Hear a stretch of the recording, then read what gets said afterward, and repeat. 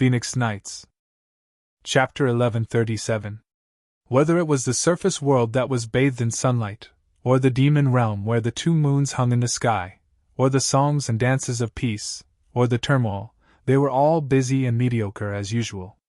Almost no one knew that for the sake of this mediocre and busy world, and even more so for the protection in his heart, there was a man who looked as mediocre as an ordinary person who was using his own 2 feet to walk out of the fog.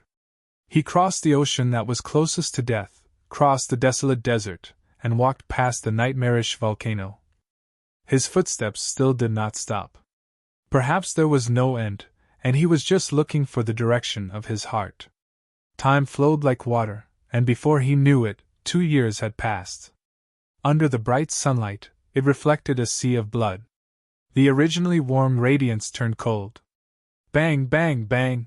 The long black barrel swallowed and spat out the light of death, reaping lives quickly. Magic firearms. Compared to 2 years ago, the current magic firearms were much more advanced.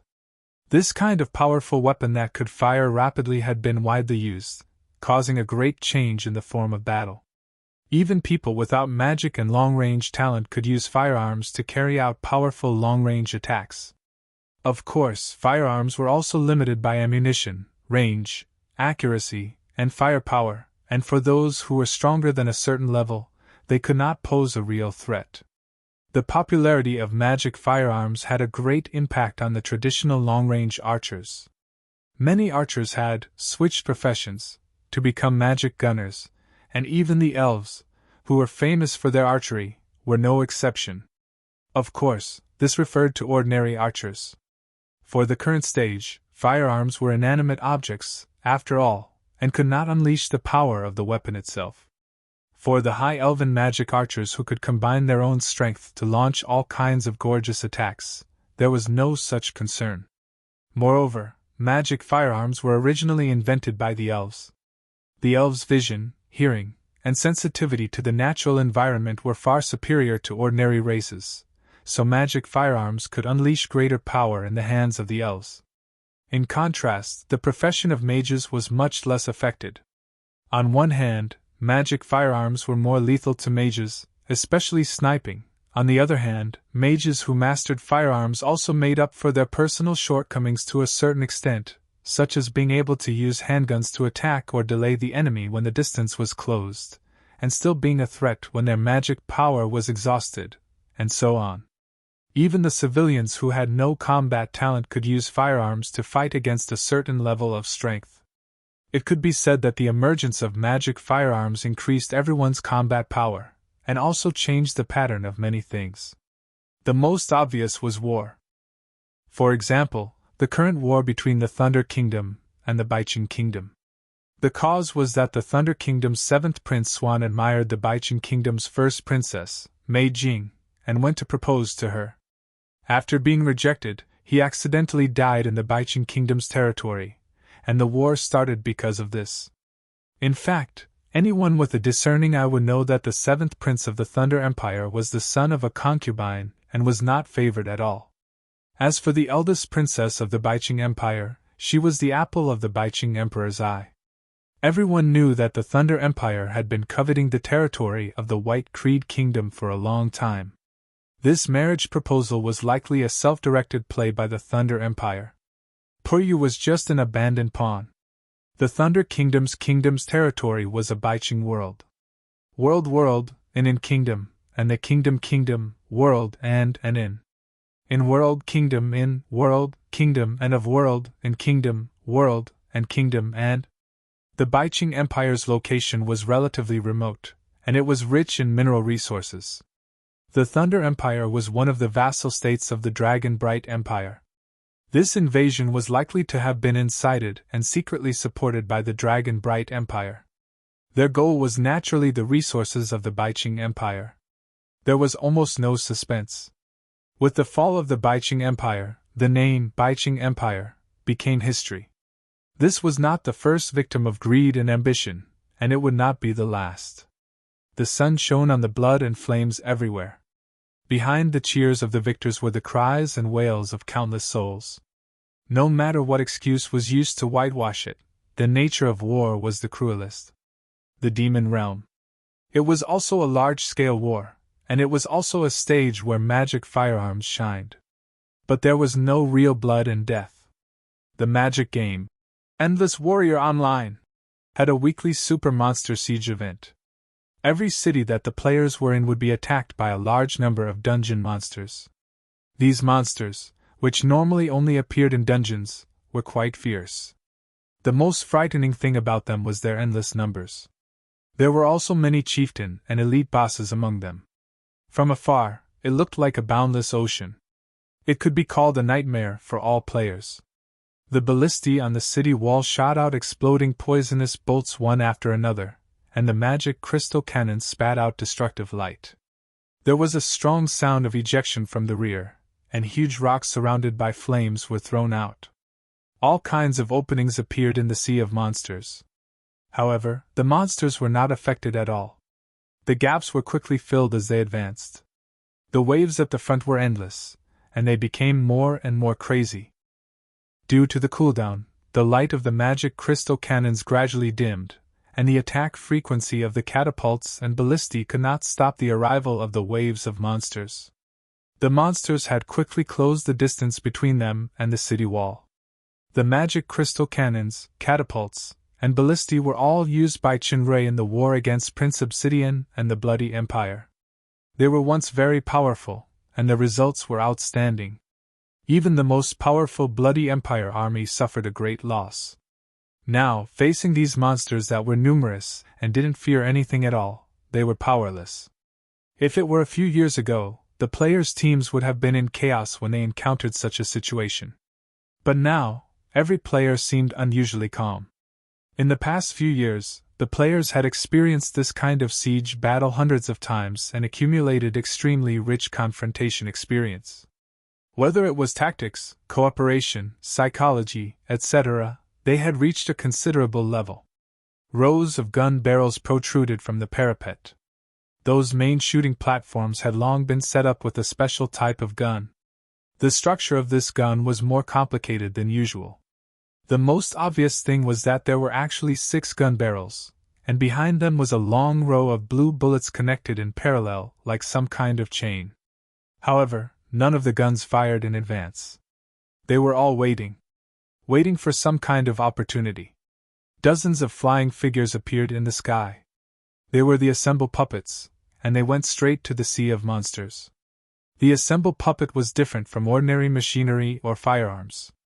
It could combine the spirit power and soul power of the driver to burst out strong lethality. As long as there was the corresponding talent and ability, even the originally weak race could freely drive the war puppet to exert the strength no less than a powerhouse who trained hard. Since the military parade of the fallen angel empire that shocked the demon realm, the puppet master had become an official combat profession. At present, the 3 empires had an astonishing number of construct legions. The outstanding puppet masters in the game were the elites of the legions. The new profession, Magic Gunner, was the same. The connection between virtual and reality was the greatest charm of Endless Warrior Online. For the entire sea of monsters, these assemble puppets were just a drop in the bucket. However, the purpose of the war puppets was not to attack directly, but to fly in the air according to a certain trajectory and sprinkle some strange things.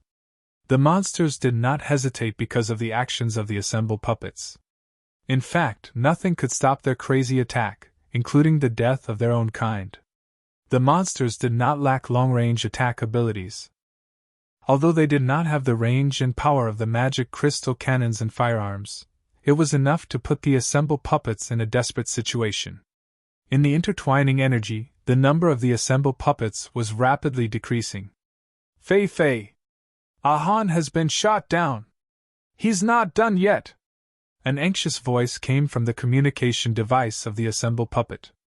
"Damn it! Just a little bit more!" Fei Fei was a dark goblin. When it came to combat power, dark goblins were not even worth mentioning. In the past, Fei Fei was often bullied and could only rely on stealing and doing odd jobs to make a living. The appearance of Endless Warrior Online and the assemble puppets changed everything. As the lucky winner of the first free magic game promotion, Fei Fei received the magic game helmet and magic TV. From then on, there was one less insignificant thief in the corner of the street, and there was one more famous ace pilot in the magic game and the Construct Legion. Diters! Cover me! Fei Fei's assemble puppet made unimaginable dodging movements in the air, causing the intertwining flames and acid attacks to miss.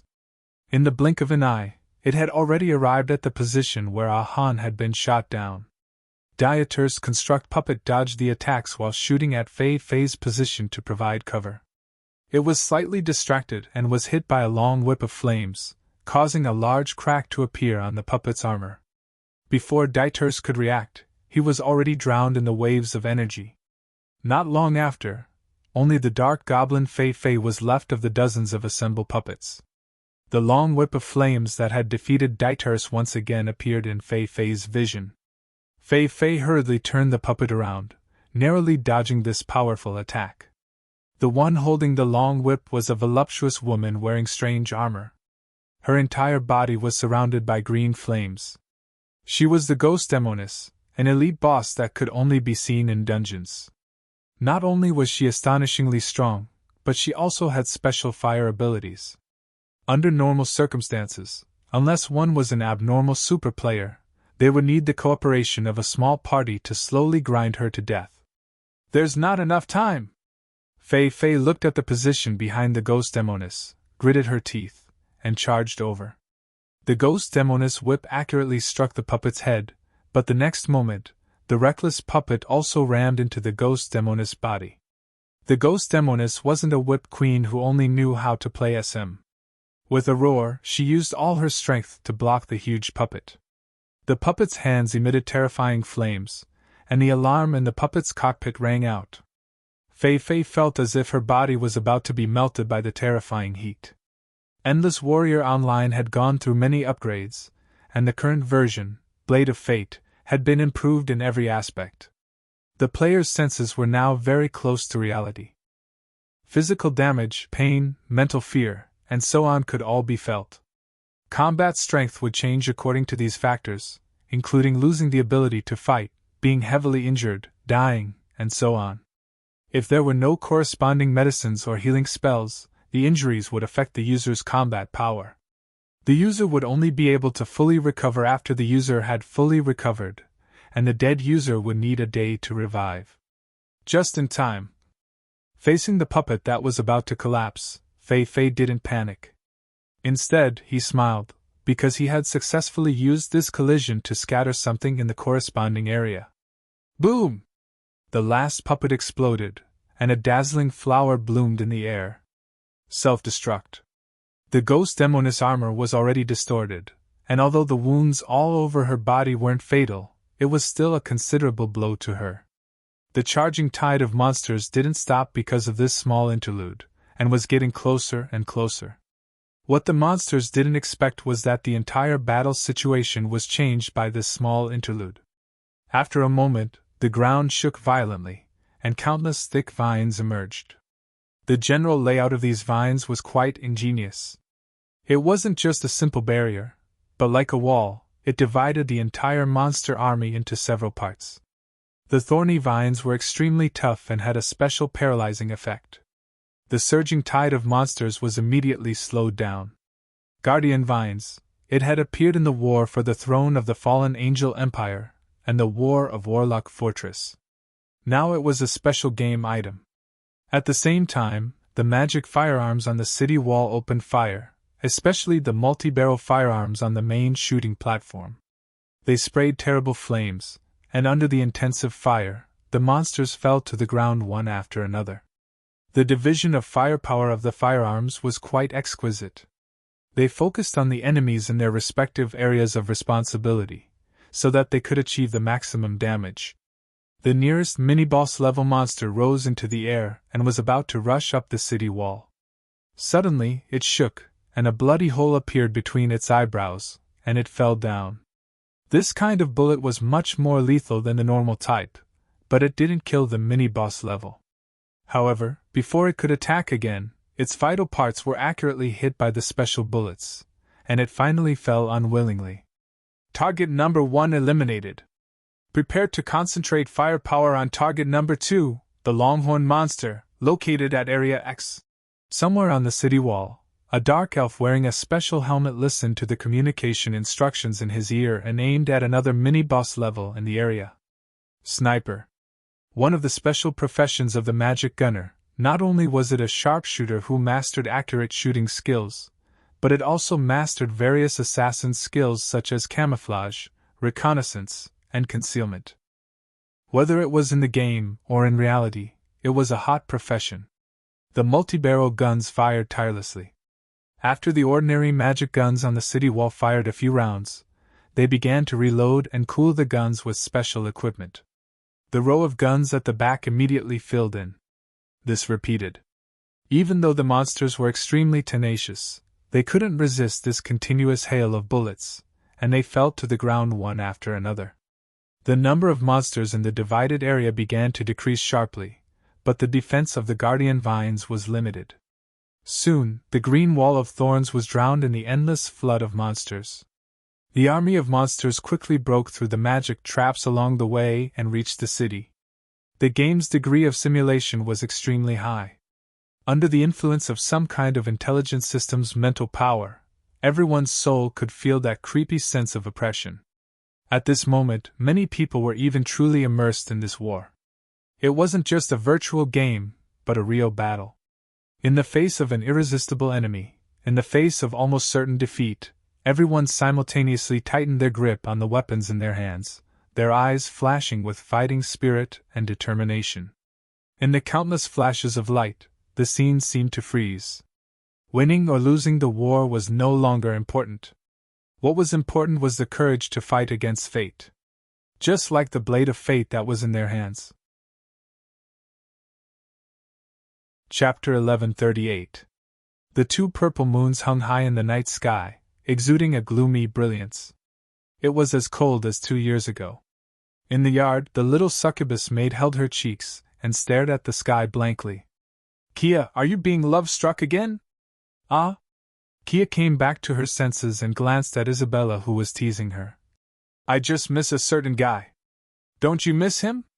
"Humph, I don't want to." Isabella shrugged subconsciously, but she forgot that this was a certain guy's habit. "That person must be having fun outside and forgot to go home. He said that he would stay for 2 years at most, but today is the last day of 2 years. He hasn't come back yet.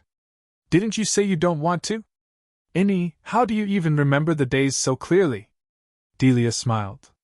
Looking at Athena's bulging lower abdomen beside Delia, Isabella's eyes flashed with envy. "Didn't you see it in that world a few days ago? Helen, who returned to the Siren tribe previously, actually became a god of the world. Although Helen didn't say anything, the matter is obvious. After that guy left us, he went to the Dead Sea and hooked up with this beautiful Siren princess. Helen has always been our friend. In order to save Chinray back then, she gave him the most precious Siren's heart. Her vitality was greatly damaged, and her hair turned silver. It hasn't recovered until now." Athena sighed. "We only know that Helen also likes him, but she has been hiding it in her heart. If Chinray doesn't have any explanation for such a woman who is willing to sacrifice herself, he is not our man. What's more, Helen being able to become a god of that world is of great benefit to the growth of his strength. Athena, you are generous. We must not tolerate this kind of mistress." It was Alice who gritted her teeth. She didn't have the awareness of being a mistress at all. The real mistress, Metaloo, pretended not to hear it and whispered to Adeline on the side. Alice didn't hate Helen. To put it bluntly, she was just jealous and envious of Helen. "I have also given my princess heart to my brother. Why did my brother at most kiss me? He didn't do anything more intimate, let alone the legendary Pa. Also, about that world god, I was one of the first to receive the 2-star strengthening. Why hasn't there been any movement until now? Not to mention Vixen and Delia, these big breasts and brainless tough women who were combat type, even the non-combat type Kia, Adeline, and Helen had succeeded. Let me guess." Isabella looked at Alice, who was a little distracted. Does our new Lord, Princess Royal Highness, want to send troops to the Dead Sea to rescue my brother from the clutches of the sirens? Due to her own physique and the destruction origin in the fetus, Athena had not given birth for more than 2 years of pregnancy. Gia considered repeatedly, and finally agreed to Athena's request to allow her to resign from the position of the Dark Moon Lord and the third general of the empire. The Dark Moon Lord was temporarily held by the little Princess Alice, and the third general was taken over by the powerhouse of the Lucifer royal family, Serene. In the eyes of outsiders, this was the fallen angel empire's Emperor Gia's imperial scheme.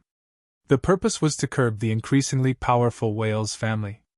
From ancient times to the present, the king's most taboo-sensitive topic was George and Athena. Among the 3 generals of the fallen angel empire, George and Athena occupied 2 positions. In particular, Athena was the lord of the largest estate of the fallen angel empire. Not only she had a large number of troops, but she also controlled great wealth. It was inevitable that she would be suspected by the king. When Gia first ascended the throne, due to her unstable foundation, General George was a loyal supporter of Crown Prince Grimm, and Athena was also an old minister of the Dark Moon, so she relied on the father and daughter a lot. Now that the fallen angel empire was completely under control, Gia, who had been enduring, finally showed her fangs. In the eyes of discerning people, this was only a matter of time. The Dark Moon estate was Gia's old base, and it was also the most prosperous estate in the entire demon realm. It was naturally reasonable for Gia's only sister, Alice, to take over. As a compensation, for balance, General George received a generous reward, and Athena was also conferred the title of Duke.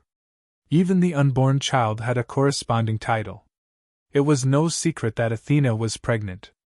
As for the father of the child, it should be the human internal affairs genius, Chunrui, who had made great contributions to the fallen angel empire. However, this person had disappeared in recent years.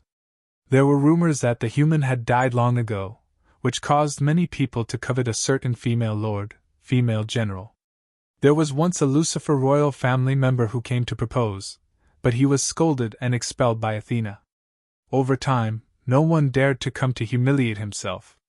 In fact, no one would have thought that the child in Athena's belly was the royal highness of Emperor Gia's husband. Emperor Gia was entitled? Hearing Isabella's teasing, Alice curled her lips in dissatisfaction. Humph. If I want to send troops, the first one to destroy will be your little fox courtyard. Unfortunately, the princess's sister, Her Majesty, gave me the right to dispatch the 2 legions early in order to prevent her from causing trouble. Isabella smiled and took out a magic commander's seal. You can only mobilize the ordinary city guards. Maybe we can have a military exercise? Military exercise?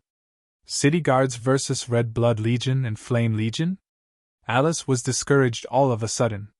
In her brother's words, it was the city management versus the armed police. Isn't this bullying? A good princess doesn't fight with a fox. Humph, I'll let you go this time. The female fox didn't care. She smiled at her friend, Miss Betty, and stroked the hair of Duo in her arms.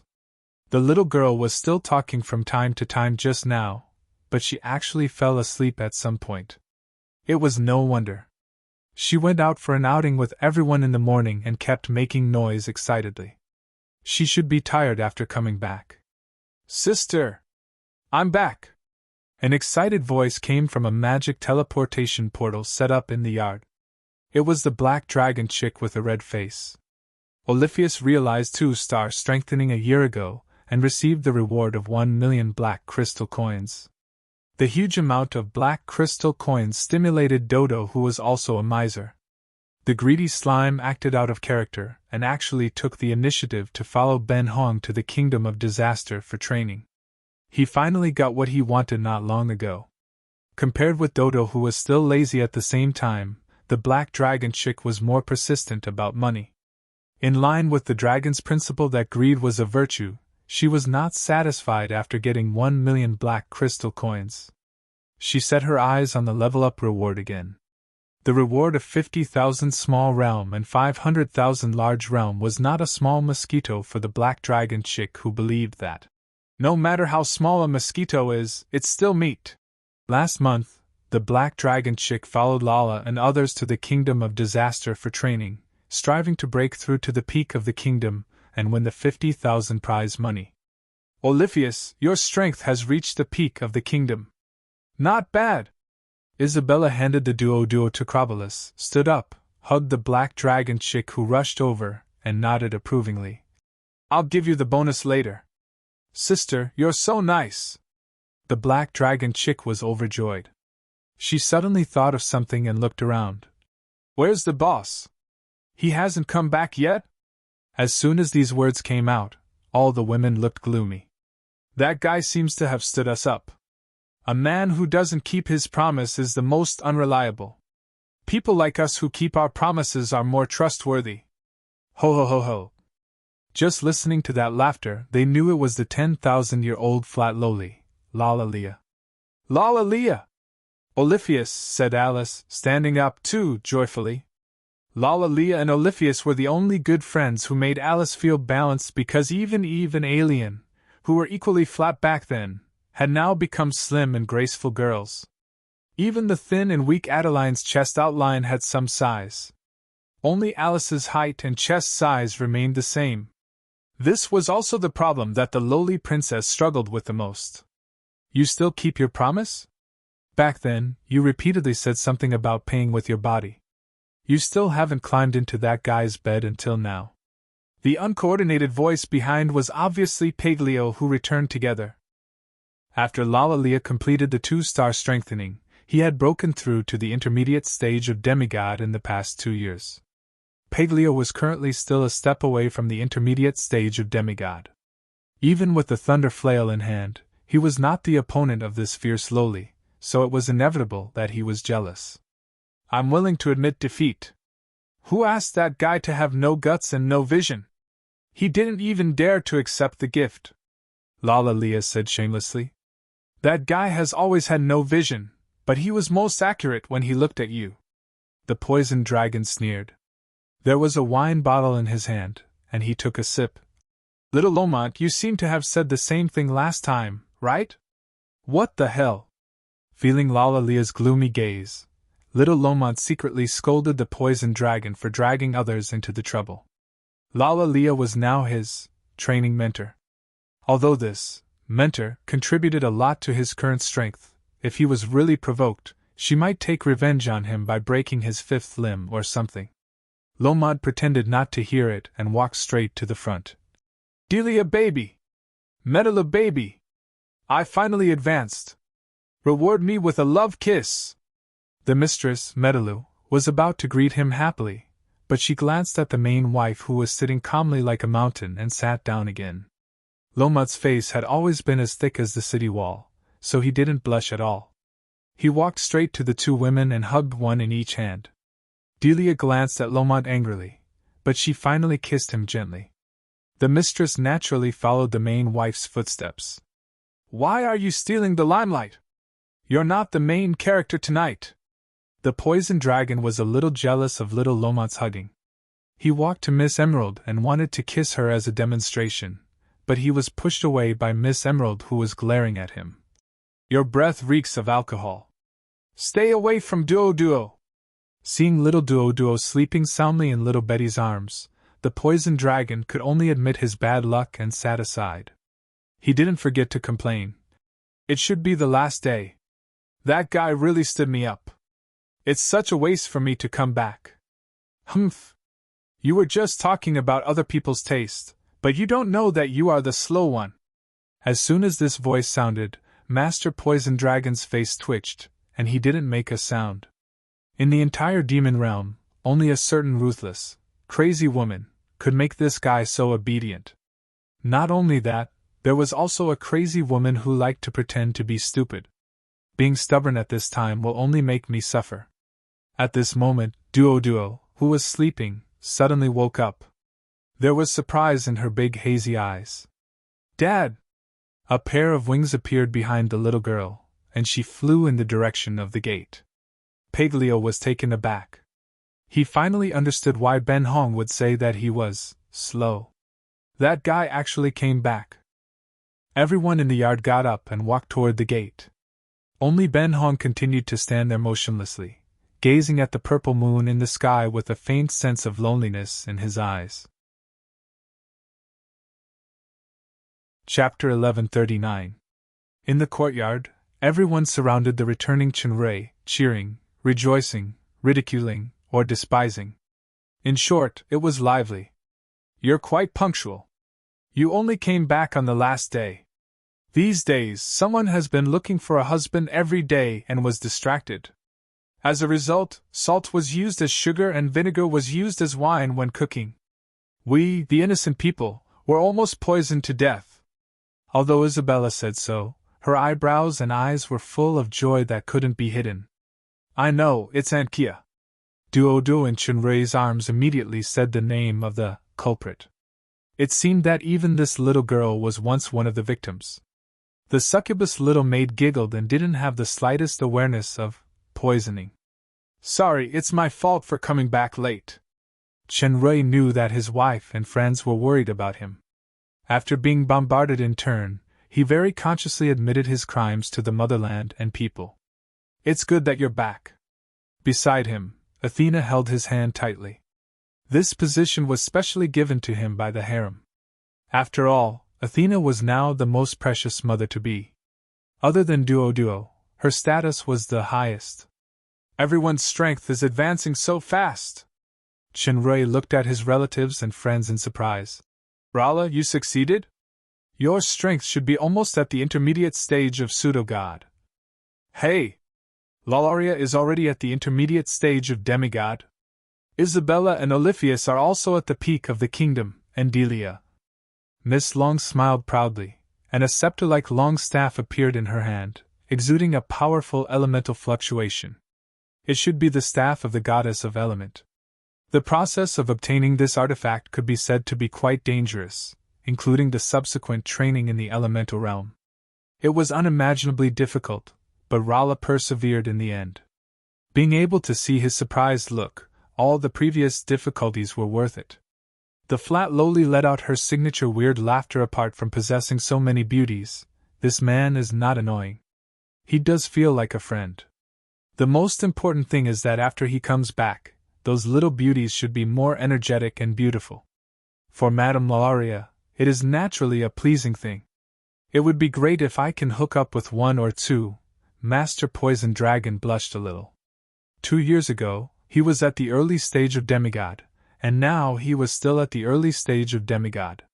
Although he was only a step away from the intermediate stage of demigod, he didn't break through after all.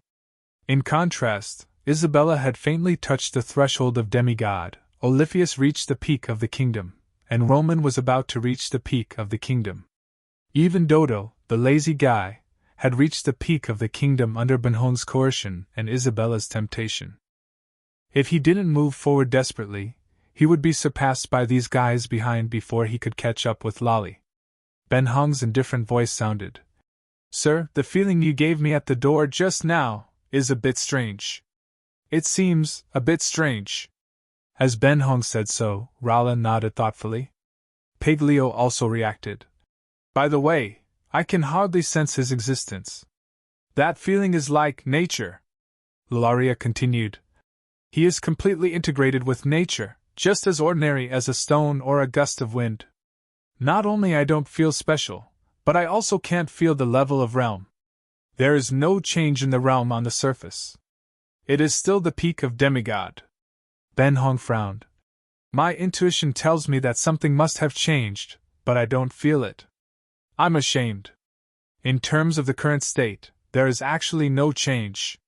Chunrei shook his head. "In fact, for the past 2 years I have been walking most of the time to explore the beginning and the ultimate place of the mind.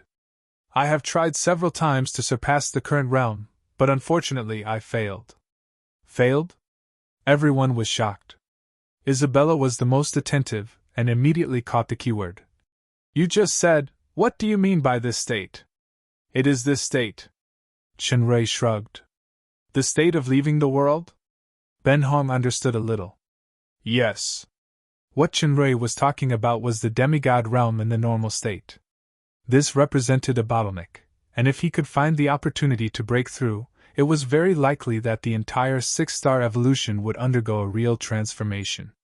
Your path of cultivation has long surpassed ordinary understanding, Ben Hong pondered and said. I only have one question. Do you already have the strength to fight against a peak demigod? I'm not very sure, but I can try. Chenrui kissed his precious daughter, handed Duo to Kia, and stood up. It seems that you are very confident. Ben Hong narrowed his eyes, and everyone felt a tremor in their minds. They had already been teleported far away, leaving only Chenrui and Ben Hong in the center. The space around them quickly changed, turning into a swamp. The sky was dark, and most of the swamp plants and land were black, exuding a strange aura. Chenrui could clearly feel the great power contained in this aura, and it was actually even stronger than when he faced Charlie. He was slightly shocked. This is your peak state? No, it's even stronger than my peak state back then. There was a hint of pride in Ben Hong's smile. This is thanks to the soul that I devoured, and the strange world power that you gave me. Now, even if I go to the holy mountain of light to face Michael, I have enough confidence to compete with him. Ben Hong's eyes locked tightly on Chenrui, and his tone changed. Did you isolate the world for the past 2 years to make your basic power qualitatively change, so that the power of the demigod transformation becomes stronger, or even further breakthrough? As expected of Ben Hong. Chenrui praised. Although not exactly, it's not far from the truth. At least a considerable part of the reason is this. Then, let me see your latest transformation power.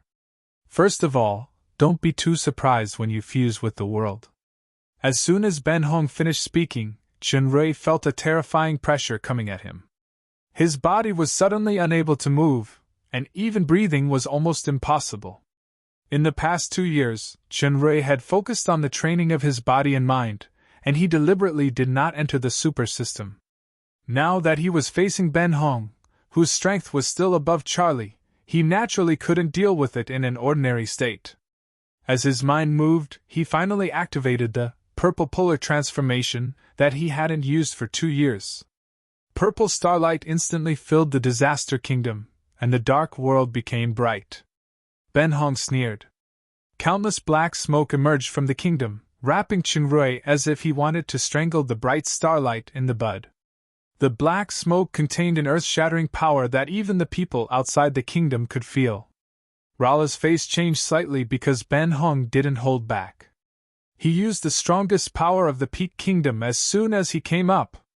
The fairy dragon was now close to the intermediate stage of pseudo-god, and she had the 2 artifacts, the crown of the goddess of elements and the staff of the goddess of elements.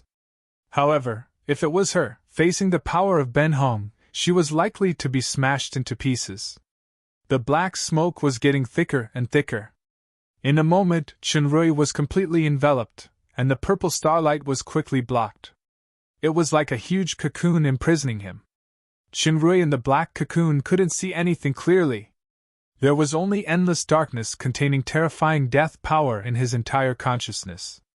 Ben Hong's eyes suddenly flashed, and a strange expression flashed past his eyes. He saw that the black cocoon suddenly split open, and several times more resplendent than before appeared. Immediately after, the entire black cocoon split into pieces, and the intense light that burst forth made the spectators unable to look directly at it, and they all narrowed their eyes. Chenrui was surprised to feel the huge power beyond imagination of the purple polar transformation. He finally understood why Ben Hong would say, "Don't be too surprised." It was because the faith and life power displayed by the super system at this time were many times stronger than 2 years ago. This power directly affected the power of the purple polar transformation, and it tore Ben Hong's imprisonment power more easily than expected. Chenrui immediately reacted, 2-star strengthening. The deity, who had completed 2-star strengthening, immediately appeared in his mind. He was shocked when he sensed it. So many! While he was distracted, Ben Hong on the opposite side had undergone some changes. The black gas in the sky condensed behind her, and turned into a pair of black wings. A pair of dark red and black exquisite armor appeared on her body. It was like a gem in the demon realm, revealing a dark and deep light. It was the first time Chunrui saw Ben Hong's armor of faith. This should be a fusion of the super system star armor and her own armor. Similarly, the kingdom was also fused. Unlike Rala's dual kingdoms, Ben Hong completely combined the two into one, and its power was even higher. Lali Arya was also trying this kind of fusion, but she had been unable to succeed. Ben Hong, who was equipped with the armor of faith, was obviously going all out. In the name of misfortune! Ben Hong waved her hand, and a cold power pressed straight toward Chunrui. A red light loomed in the darkness as if it could explode at any time. Chunrui also raised his right hand, and a vortex-shaped stardust appeared in front of the dark red light like a huge galaxy. The two collided in an instant, and the entire kingdom trembled under the two terrifying forces. Everyone watching the battle only felt that the space had a strong distortion under the terrifying power. Even their souls seemed to be distorted and deformed. Boom! The two forces turned into nothingness at the same time, and they were actually evenly matched. Only then the feeling of soul distortion in everyone's consciousness gradually disappeared. Ben Hong was visibly moved. This is the power of failure that you speak of? Chunrui nodded. Yes, as I said, I tried to surpass, but unfortunately I didn't succeed. Ben Hong took a deep look at him, and the disaster kingdom gradually disappeared.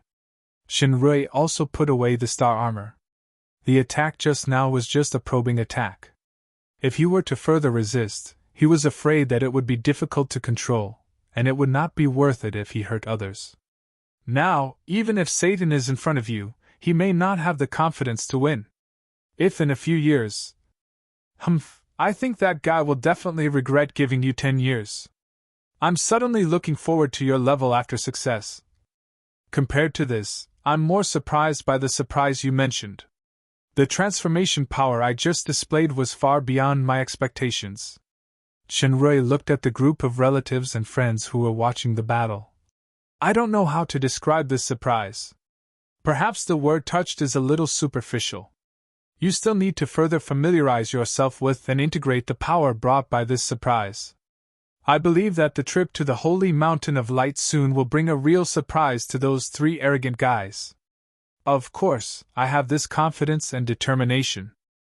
Because I'm not alone, I've come this far. Ben Hong glanced at Duo who was flying over and the people who were laughing and joking behind her. He sighed softly and said, What you have, Chunrui glanced at Ben Hong, but Ben Hong did not continue, and his figure began to gradually fade. Before Chunrui had time to think, Duo had already flown over. Chunrui smiled and hugged his precious daughter. Chapter 1140. Lying comfortably on the reclining chair, listening to his daughter's playful voice in the yard, he opened his mouth to take the fruit peeled by his beloved succubus maid. This was simply the life of a deity. Unknowingly, a month had passed since Chunrui came back. In the past month, his simple life could be said to be comfortable. He was almost enjoying himself to the point of forgetting home. Of course, it was just, almost, because next month was the deadline for the agreed deal with Gabriel. In addition to Gabriel, the three supreme angels of the Holy Mountain, Michael and Raphael, were his sworn enemies. Even Gabriel was by no means an easy person to deal with. This trip was definitely not a simple exchange. Regardless of whether there would be a conflict, it would be a battle. Facing the three supreme angels, head-on at the same time. Now, it was just a relaxation before the battle. If he was always tense, no matter how tough the bowstring was, there was a risk of breaking, especially after 2 years of continuous training. In the past 2 years, it was not only him who was tense, but also others. As Ben Hong said, the surprise was far beyond his expectations because there were actually as many as 18 gods in the super system.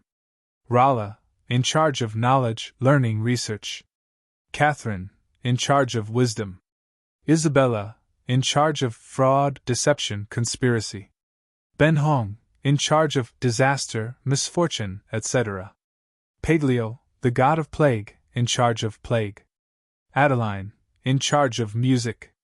Lolaria, in charge of sky. Athena, in charge of battle, war. Lomont, in charge of chaos, disorder. Delia, in charge of law, rules, order. Oliphius, in charge of wealth. Dodo, in charge of food. Gia, in charge of earth. Crobolus, in charge of harvest, wine. Tiffany, in charge of hope, dawn, dawn. Samuel, in charge of loyalty, trust. Kia, in charge of love, lust. Helen was in charge of the ocean. Before Chinray left, only 5 people, including Rala, completed the strengthening. Unexpectedly, in just 2 years, there were 13 more gods. Many people's successes were beyond Chinray's imagination, such as Adeline, Samuel, Kia, Helen, and so on. As Ben Hong said, power was not the only way. Soul and piety were more important. Therefore, the corpse necromancer Garadim, whose strength was far above Kia and others, had not succeeded until now. No matter which path they took, success was definitely not a coincidence. One could imagine how hard everyone worked and risked their lives. Indeed, he was not alone. This is the greatest possession and happiness. Who are you thinking of? I'm in a daze. The little succubus maid's voice interrupted Chenray's thoughts. Thinking of you, my goddess. Chenray laughed, bit a piece of orange that Kia handed over, and sucked on the white jade-like finger. Kia sucked her finger in her mouth again, which could be regarded as an indirect kiss. She giggled. I just barely managed to sneak into that world. Your goddess is someone else. What do you mean sneak in? Chenray shook his head. You're the real goddess who controls love and lust. Although you haven't been a god for a long time, the number of believers is amazing. Even Paglio and the others are jealous. I'm surprised that I can complete 2-star strengthening. This is all thanks to Sister Ben Hong. Thanks to her guidance. The key to 2-star strengthening is the perception of faith and life. Power is only one of the factors to promote success, but it is not an absolute reference condition. Also, thanks to Adeline, your Naga sister is actually the 6th person to complete 2-star strengthening after Paglio. Her success has given great confidence to those of us who were originally weak. The image of the shy Naga girl appeared in Chenray's mind, and his heart warmed. Thinking of your good sister again? Humph. Adeline was fine, but we didn't expect Helen to be there. Helen has always looked down on you, but you actually have the ability to turn an enemy into a girl without batting an eyelid, and even swindled her heart into your hands. Tell me honestly, have you been accompanying her in the Dead Sea for the past 2 years? Here we go again. I don't want to explain it again. Chinray gently scratched the little succubus nose. I've always felt guilty about that siren's heart. In fact, I only stayed in the Soul Sea for 3 days. In those 3 days I just listened to her singing from afar, and I only saw her once when I left. As a man who was not stupid, Chinray certainly would not tell her the scene of him kissing the little mermaid princess forcefully at the last moment of separation. Although it was a forceful kiss, it was actually just a fierce bite at the beginning, and then it seemed to be harmonious.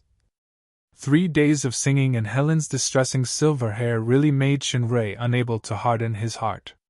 2-star strengthening was a promise for the future, but he did not expect Helen to also complete the strengthening. The consequence of this was, the adultery was exposed. We only met once, and she is now the goddess of the sea? Kia handed over a piece of orange, and Chenray subconsciously took a bite. His eyes suddenly narrowed because of the sourness. It turned out that the little maid did not peel the orange on purpose this time. Well, it was just a sour taste, understood. At this time, Duo ran over happily. Dad! I won! I'm the champion of the shooting competition. Really? Chenray smiled and hugged his daughter. Although it was a competition, in fact, there were only 2 participants. It was either the champion or the runner-up. Little Master Duo! Dodo at the back said with a wrong face. The last shot was obviously won by me. Although the slime was used to flattering others, the reward of this shooting game was 3 no-threshold free consumption vouchers of the Princess Villa sponsored by Alice, worth 300 black crystal coins. Therefore, the master and servant were clear about the accounts. The slime was unusually serious. Duo, who won? Chinrui frowned slightly and asked while holding his daughter. It's the referee, Sister Alice. She ruled that Dodo's last shot was invalid. Duo said confidently. Chinrui glanced at Alice, who was glaring at Dodo. He already understood a little, so he didn't reprimand him. He just asked his daughter gently. So, what do you think of Sister Alice's judgment? Duo sucked her finger and thought for a while. I think Dodo doesn't seem to have violated the rules. We would rather have a real failure than a false victory. Okay, baby? Chinrui had no experience in early childhood education, but Duo had a good mother. Although it was also her first time being a mother, the wise Dark Shadow Emperor was much stronger than Chinrui in this aspect. She was also the most convincing to Chinrui. Catherine said that blindly spoiling and accommodating would only harm the child, so Chinrui would now pay attention to cultivating Woodwa's good habits and behavior standards in many places. He also reminded the harem girls from time to time not to spoil too much and affect Woodwa's future growth. And Duo nodded as if she understood. I'll listen to Dad. Duo is such a good girl. Chinrui kissed his daughter lovingly. Look at you sweating profusely. Go wash your face with Enkia first. You're a big girl now. You have to wash your face and handkerchief by yourself, understand? Duo must have a good bath. Duo patted her dad's face and followed Kia to the house energetically. Chinrui looked at the pitiful slime. Give Dodo the reward he deserves, Alice. Alice pouted and reluctantly gave the free voucher to Dodo. Onion, who was crying just now, immediately smiled. He shouted, Master is so handsome, with starry eyes, and jumped away cheering. Alice, don't help Duo cheat next time. Oh. Alice looked at the sky that was approaching dusk. Brother, do you remember what day it is today? What day? Chinrui thought for a while. By the way, it's the start time of the Treeshade Estates Trade Fair. Royce also specially sent an invitation. Betty said last time that she wanted to see what was sold. Anyway, the trade fair will last for 10 days. You can go together in 2 days. Humph. The lowly princess suddenly stomped her feet angrily. I'm not going. Alice? Athena and Isabella, who were walking and chatting in the yard, came over. Athena saw the lowly princess' unhappy face and asked. He just. Alice pointed at Chinrui with grief and indignation. He forced me to do that kind of thing. Wait a minute. Chinrui was speechless. What do you mean by that kind of thing? Athena and the lowly princess had been friends for more than 10 years. Isabella was even more clear about Alice's careful thoughts. The two women looked at each other and smiled. They didn't pursue it. Isabella said with a smile, What kind of thing is it? Making our little princess look like she's not satisfied. You're the one who's not satisfied. Alice glared at Isabella fiercely. This big-breasted vixen's figure is getting hotter and hotter. Especially after Brother came back, she looks radiant and charming. According to the books, it should be the result of being fully nourished by men. Damn vixen, she must be pestering Brother every night, not only the vixen. Athena, Kia, Teacher Rala, and Sister are all like this recently. I heard that Brother went to the Shadow Empire and the Bloody Empire to accompany Catherine and Tiffany last week. Why am I the only one who doesn't care about me? Why am I the only one here? Especially today. It's my birthday, okay? Sister even asked someone to send a gift yesterday, but Brother actually forgot about it. The cheating in the shooting competition was just an excuse to ask Brother to go to the Princess Villa to have a big meal. It was just a celebration for me. Brother actually didn't remember when I reminded him just now. He even forgot about Athena. Whoa, could it be that I'm really destined to grow old alone and be alone for the rest of my life? A figure with white hair, wearing a princess dress and carrying a long sword appeared in Alice's mind. Isabella said. How about this, Chun-Rui? You invite Alice to the Wawa beverage shop to drink a cup of specialty black pear juice as an apology.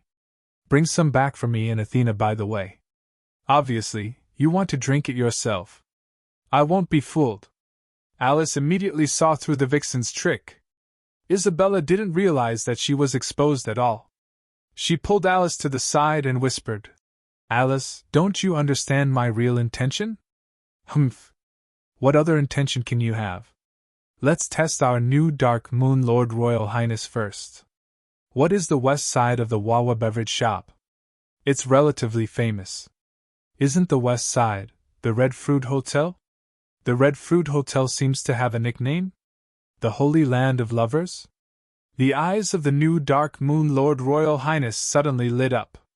The location there is relatively hidden, and the staff are the most concerned about privacy. The environment and conditions are quite good. Isabella handed over a magic room card. This is the room card for VIP room 208. I've prepared it.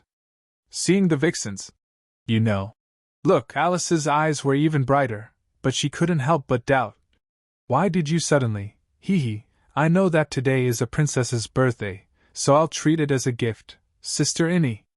The lowly princess was really touched. She immediately took the room card.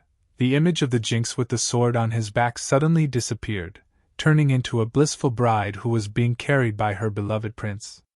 Step by step, she walked into room 208.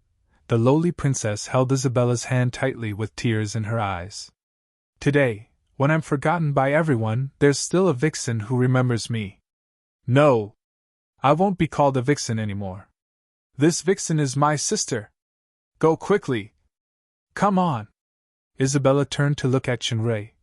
Chun-Rui, listen to Alice later. Walk with her more. Don't make her angry anymore. Chun-Rui looked at Athena, who nodded with a smile and shrugged. Understood, Madam Innie, Madam Athena. Everything went smoothly after that. Black pear juice. The two shared a standard couple's cup. If it weren't for my brother reminding me to use the disguise magic tool, I would like to let everyone know that Alice is on a date with my brother. Not only a date, but also that kiss game. It's been 2 years. Sob. I finally kissed my brother again. Then I proposed to take a break at the Red Fruit Hotel, and my brother actually agreed. As the vixen said, listen to Alice later. My dream has come true just like that.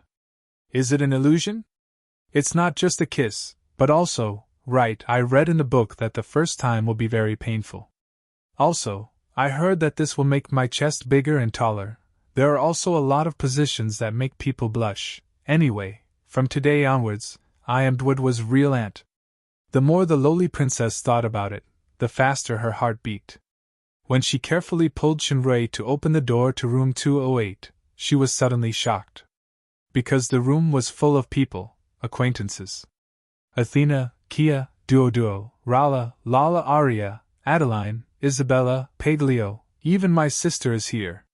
Seeing the kind vixen's evil smile, the lowly princess realized that she was fooled again. The image in her mind was that lonely star with a sword on her back, wearing a princess dress, and the autumn wind blowing the fallen leaves. Happy birthday to you! The birthday song sung by everyone interrupted Alice's days. She saw the vixen pushing out a dining cart with a 7-layer cake on it. She turned around and saw that her human brother was also smiling and affectionately stroking her hair. So, they all remember, Alice, who was previously gritting her teeth, suddenly felt warmth in her heart, and could no longer be angry. All right, I'll reluctantly forgive that deceitful vixen. No! I'll settle the score with her next time. Also, I must get a room with my brother next time. Chapter 1141. Holy Mountain of Light. Today was the official opening day of the pilgrimage. Crowds of believers filled the White Cliffs teleportation square. Looking at the holy mountain in the distance that pierced the clouds, the believers all had pious expressions on their faces. Some of them even bowed as they walked forward. Knights of light stood on both sides of the square and the passageway. A special badge of piety was required to enter the White Cliff. Usually, only believers who had a certain level of contribution or recommendation from the local church could get such a badge. The function of the badge of piety was not as simple as teleportation. It had another important function, and that was to reflect the degree of piety toward the God of light. Without a badge of faith, they would be detected by special detection devices. This made it impossible for spies to hide in the holy mountain, even if they were extremely powerful enemies. Among the crowd of believers, the Knights of Light quickly discovered two special existences: a man and a woman. There was nothing special about their appearance and aura. They were just two ordinary people. However, if one looked closely, their appearance seemed to be a little blurry, and they could not give the clearest impression. The real reason why the Knights of Light felt strange was that the two did not have any pious expressions or movements. They looked calm, as if the holy land of the Church of Light was just an ordinary place for peddlers. Moreover, they did not hide this calmness at all. The magic detection devices showed that the two did not have any badge of piety on them at all. It was unknown how they passed through the teleportation gate. Just like that, the two of them walked forward. Due to the prayers and other reasons, the followers behind them were left behind by a large margin. The two of them were particularly eye-catching, but they did not mind and continued to walk forward. Even when they noticed that a large number of Knights of Light had been mobilized, they still did so. The Knights of Light had seen many spies sneaking into the holy mountain. However, this was the first time they had seen one swaggering around like this. This was contempt for the Knights of Light and the entire holy mountain of light. After distancing themselves from the believers behind them, the leader of the Knights of Light, Reese, gave an order. The Knights of Light who had been lying in ambush immediately moved and surrounded the two. However, something strange happened. When the Knights of Light rushed over to surround them, they found that there was no one in the encirclement. The two people were still walking in front of them, as if they were just two phantoms. After missing twice, Reese finally felt that something was wrong. Until now, the other party hadn't even turned around to look at him. The strength of these two people far surpassed the level that they could contend with. It was no wonder that they had such an attitude. However, this was the holy mountain of light, and it would not tolerate the blasphemy of infidels. Reese sent an emergency signal without hesitation. The Knights of Light on sentry duty in the distance immediately became alert as if they were facing a formidable enemy. This situation was also immediately transmitted to the palace of Tsing Thunder. The current leader of the palace of Tsing Thunder was Gamundin, the Lightning Sword Saint, who was also the commander of all the Knights of Radiance. After receiving the emergency signal, Gamundin immediately sent someone to report to Pope Fandis, while he personally led the elite knights of the Divine Palace to the place where the enemy appeared. When Gamundin arrived with his men, the man among the two suddenly stopped. "What's wrong?" the woman asked and also stopped. "Nothing." The man looked at Gamundin in front of him. "I met an acquaintance." "You should have a lot of acquaintances here, right?" The woman smiled indifferently. "A little more than you." The man also smiled. "The two of you, please stop." Gamundin didn't feel any special aura from these two people, but the more he thought so, the more cautious he was. "May I know what brings you to White Cliff?" "To visit the mountain." The man thought for a moment. "This word may be a little unpopular. You can think of it as a visit to find trouble. I have to say that your courage is admirable. This is the first time I've seen a guest who dares to break into the holy mountain and provoke us," Gamundin said calmly.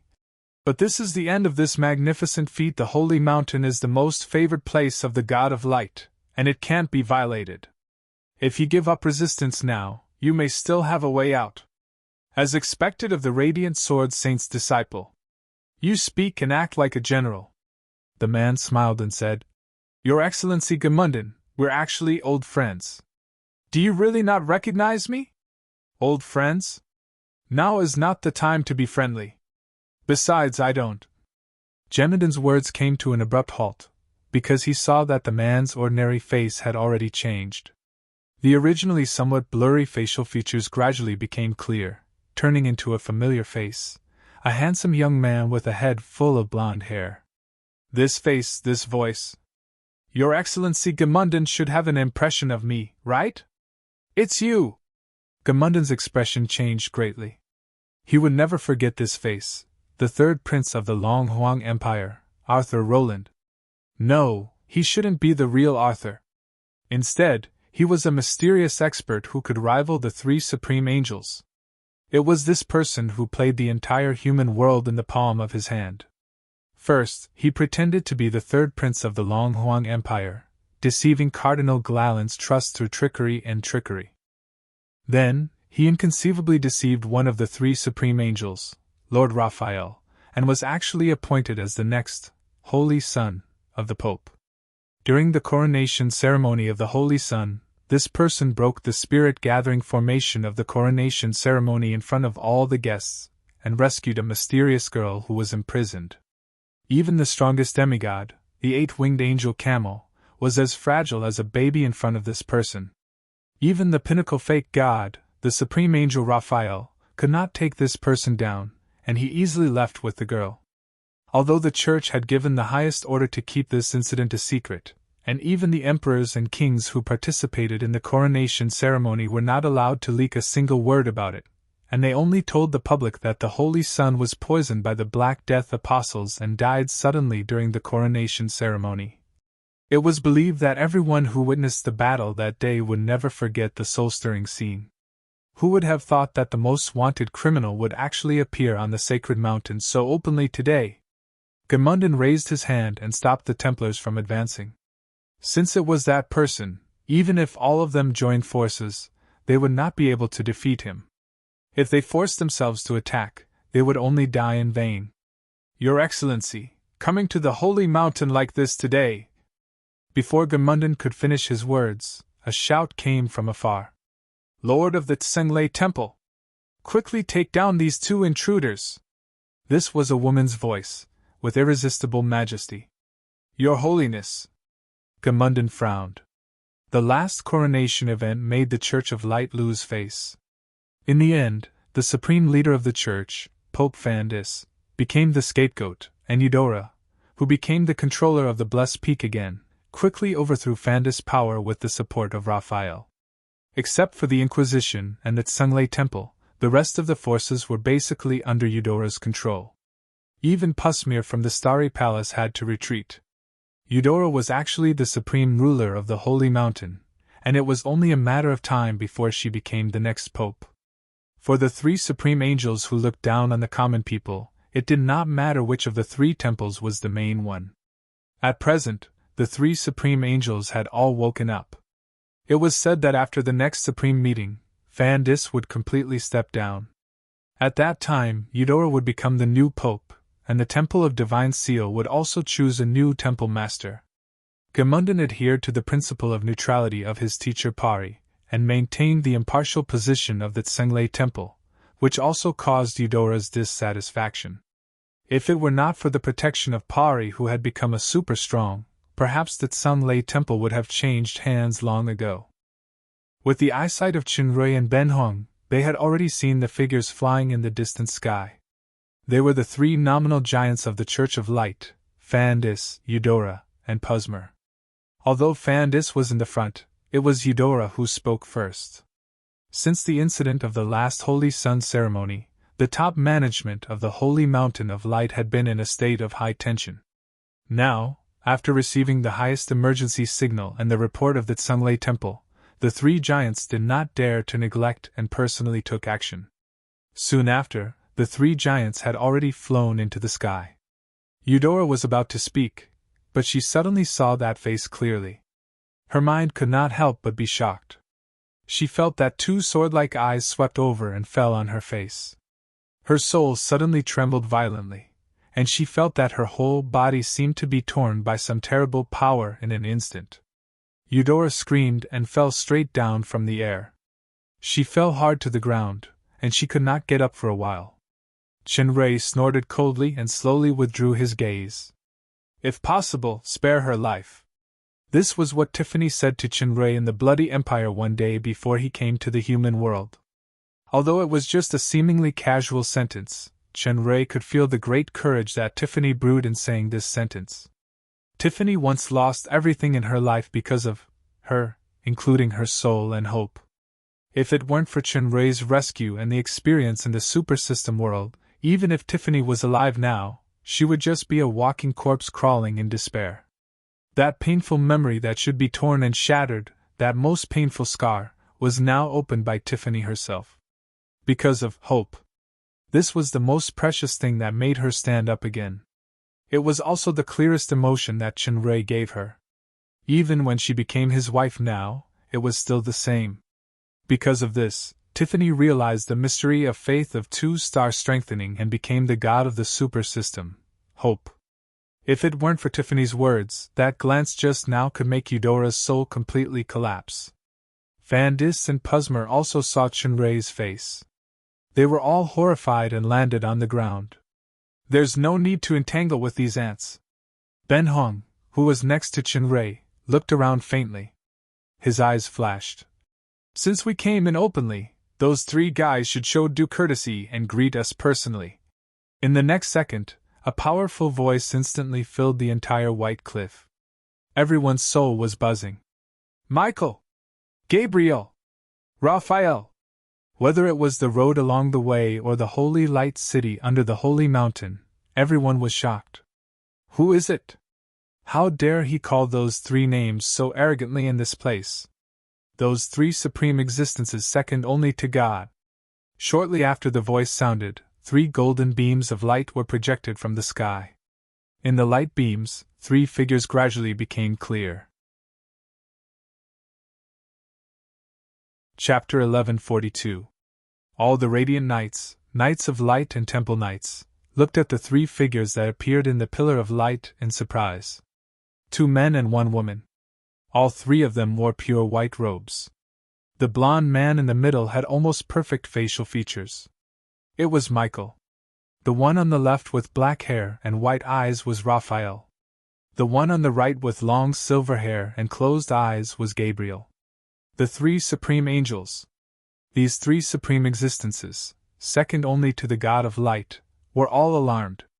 I was wondering who it was. So it's just a rat that came to die. How dare you be so arrogant? Raphael glanced at Ben Hong in disdain. Clearly, he did not recognize this strange woman. His hateful gaze was focused on Chenrei. His body was surrounded by a dazzling light, and he was about to launch a thunderous attack. The corner of Ben Hong's mouth curled up slightly, and he silently said 2 words. The light around Raphael's body dimmed, and he fell down. He instantly steadied himself and said, Power of deprivation? Ben Hong? Michael and Gabriel sensed the familiar power at the same time, and they revealed the identity of the strange woman at the same time. Killing intent flashed in Michael's eyes. Very good. I didn't think you would dare to come to the holy mountain. As a tribute to this courage, I will personally end the remnant soul in this body of yours. This time, you won't be as lucky as last time. Ben Hong smiled and did not say anything. His gaze fell on Gabriel. Although Gabriel did not open her eyes, Chenrei could feel that there seemed to be some kind of intense sparks between these 2 women, who should be the most powerful in the main plane. The main reason we came today is to trade. Chenrei looked at Gabriel. Your Excellency Gabriel, 3 years ago, we made a deal in the Black Prison Desert. Now that I have come, can we begin? The so-called deal is to exchange the Snow Delete tree for the Phantom Ice Spring, right? I heard Gabriel mention it before. Michael sneered. Appearing in public in such a manner, your guts are beyond my expectations. However, you seem to have forgotten something. The relationship between us is not a friendly transaction. There are no eternal friends and no eternal enemies. As long as there were enough benefits, friends could become enemies, and enemies could become friends. Since there are interests between us, why can't there be a transaction? Chenrei shook his head calmly. I believe I don't need to explain the significance of the cedar late to the Church of Light. As for the past grievances, compared to these, it's actually just a small matter. Small matter? You don't deserve to say that, Raphael said contemptuously. You're just a little rat who became a false god by luck. What right do you have to talk to us about a deal? Even Ben Hong can only bow down in front of us three angels. If we take you down, we can still get the cedar tree. Gabriel, you think so too? Chenrui frowned. Gabriel had not spoken before, but calmly replied. I also want to confirm what's different about you compared to 3 years ago. Since the target of the transaction is you, then you have to at least have the qualifications to trade with us. Just a woman who plays tricks with poison is not enough. Ben Hong was usually not very sharp-tongued, but today he showed his sharpness in front of Gabriel. A woman who closes her eyes and pretends to be deep, what do you want to do? Don't say that we three angels are bullying you with numbers. Gabriel raised a finger. One-on-one, you can choose any opponent you want. As long as one of you is not knocked down within 10 minutes, you will be admitted to be qualified. Gabriel's proposal made Michael and Raphael secretly nodded. Raphael added, One more, you cannot leave the battlefield. I'm not in the mood to play hide-and-seek with a rat who can only escape with spatial talent. This sentence was clearly aimed at Chenrui's Stargate. The three angels had experienced the particularity of Stargate. Even Gabriel, who had the saint fighting heart, could not crack it. If Chenrui hid in the Stargate for 10 minutes and then came out, no one could do anything. Ben Hong and Chenrui looked at each other, and Chenrui nodded. Yes. If you lose the qualification, Michael said coldly, you must unconditionally hand over the cedar tree. This was the home field of the holy mountain of light. Even if Ben Hong, who only had a soul left and barely found a body to fuse with, it would be quite difficult to last 10 minutes in a head-on battle. Chenrui thought for a moment, and a soul contract appeared in his hand. In that case, we will sign this contract. Michael glanced at the contract and raised his long eyebrows. Raphael and Gabriel were also surprised. It turned out that the contract did not require the three angels to unconditionally hand over the phantom ice spring after Chenrui's side won, but it was an equal deal. The condition for Chenrui's side to win was actually that Chenrui and Ben Hong each last 10 minutes.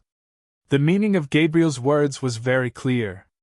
It was just that either Chenrui or Ben Hong could meet the qualification. Chenrui doing this was equivalent to stupidly taking the initiative to extend his neck for the enemy to cut off. With Ben Hong's strength, there was a glimmer of hope. If Chenrui was included, it was impossible to fight against the three angels without using his space talent. Although Gabriel closed his eyes, he could clearly sense the content of the contract and read, If Party A fails, unconditionally hand over the cedar tree. Wait a minute, there seems to be a clause at the back? If Party A succeeds, the cedar tree will be exchanged for the phantom ice spring, and when facing the most important public enemy in the future, Party B must unconditionally form a united front with Party A at the first moment. Michael frowned, and his eyes were like lightning shooting straight at Chenrui's eyes. What does this mean? Chenrui stared at Michael without backing down and said 2 words. Abyss. Michael's pupils shrank, and after a moment he said coldly, Humph. Self-righteous worry. There is no abnormality in the seal of the abyss. Even the main altar of Sasbach was destroyed by Raphael. There was one sentence that Michael didn't say, and that was, if he really waited until that distant day, he, the archangel, should have become a god, and there was no need to be afraid at all. That main altar, it was I who lured Raphael there. After that, I also destroyed Quiriana's main altar, which was the big explosion of the Mies Kingdom's imperial mausoleum. Not only that, the demon realm's main altar of despair was also destroyed. From this point, at least we have a common enemy. The 3 supreme angels were all moved. The 3 of them could see that Chenrui wasn't speaking carelessly. Michael quickly exchanged opinions with Gabriel and Raphael, and nodded. Okay, it's a deal. The alliance against the abyss was something that was far away, and the most important thing right now was to take back the 3 cedar trees. Since the other party was reckless enough to make this contract, they could just go with the flow. If possible, they might as well get rid of the enemy in 10 minutes of battle.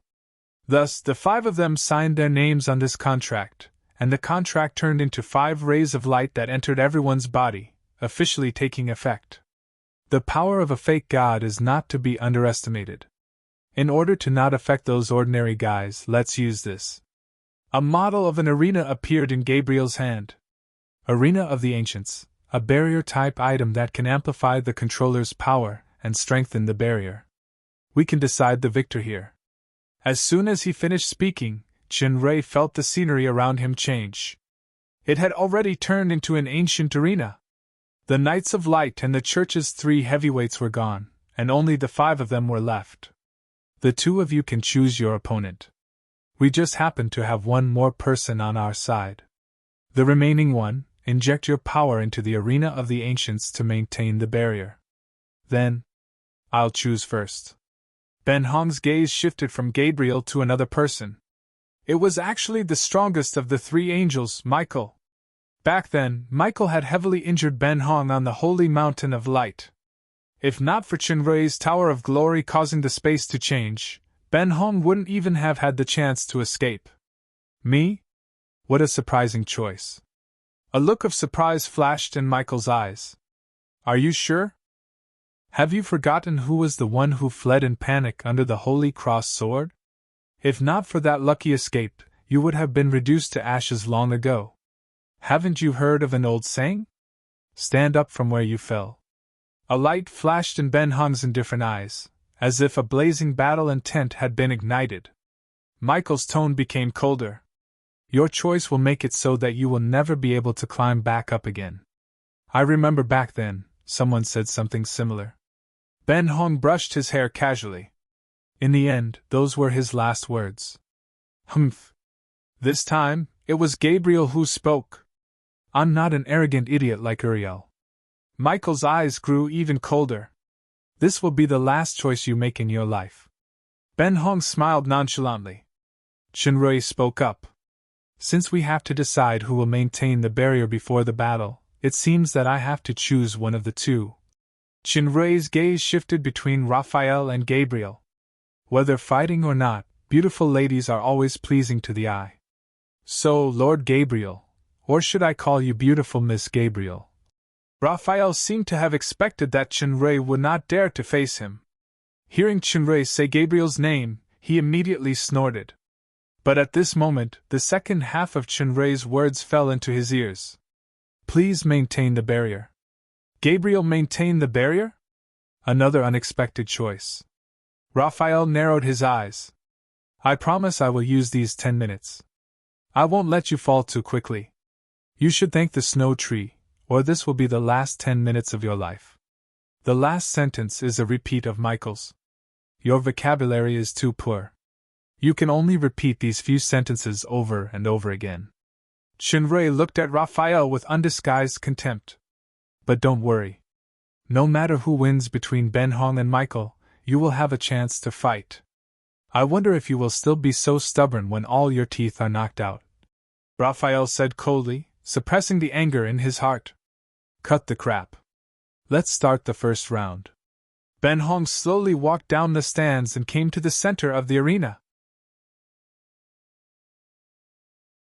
Chapter 1143. Stupid woman, you're courting death. Michael instantly appeared in front of Ben Hong. Your courage is commendable, but it's a pity you don't have a snow dowlet to protect you. I won't give you any chance to escape. I'll finish you off as soon as possible. 6 pairs of golden wings appeared on Michael's back. With a low roar, his aura instantly skyrocketed to an extremely terrifying level. Ben Hong's hair and clothes fluttered violently. Under the powerful pressure, his body was involuntarily pushed back step by step. Just the aura that erupted out was enough to cause Ben Hong, who also had the strength of a peak pseudo-god, to lose his footing and be completely suppressed. There seemed to be no suspense in the outcome of this battle. Facing a character like Ben Hong, Michael actually got serious. Raphael shook his head. Looks like I'll have to go on stage in less than 3 minutes. Unfortunately. Chinray found a place to lean against the back and sat down leisurely. He even took out a small bottle of fruit wine and took a sip. Whether it's your or Michael's wishes, it's going to be in vain. A look of disdain appeared on Raphael's face. Just as he was about to retort, his pupils suddenly contracted. He saw that Ben Hong's hair, which was fluttering backward due to Michael's aura, had suddenly changed direction and was flying forward.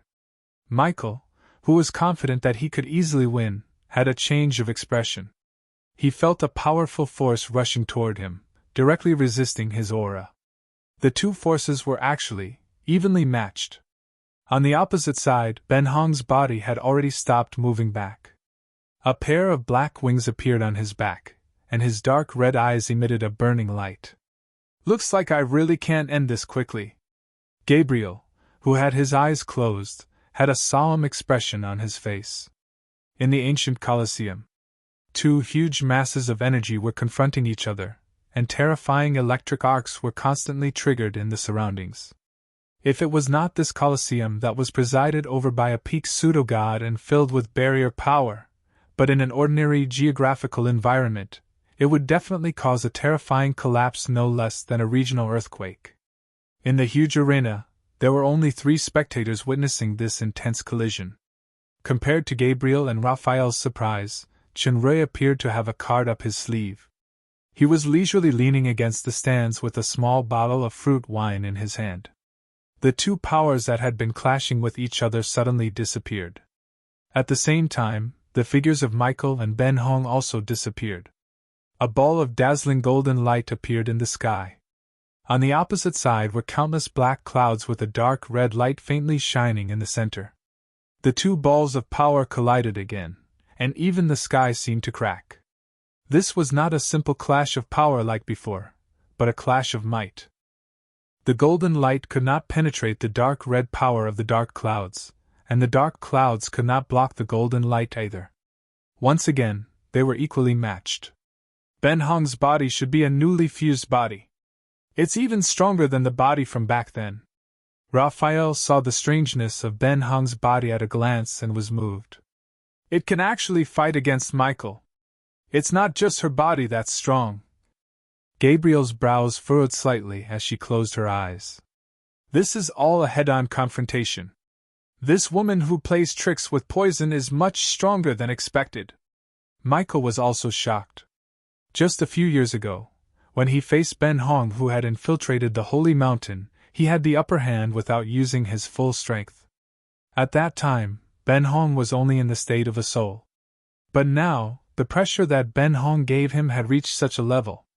This was not a simple fusion of bodies. Michael was an archangel and also the person closest to God. Moreover, he was in the home field of the Holy Mountain of Light. Even in this ancient Colosseum, he could still use the power of the light element to the greatest extent. If he couldn't defeat Ben Hong within 10 minutes, even if only Raphael, Gabriel, and the bug witnessed it, he would feel humiliated.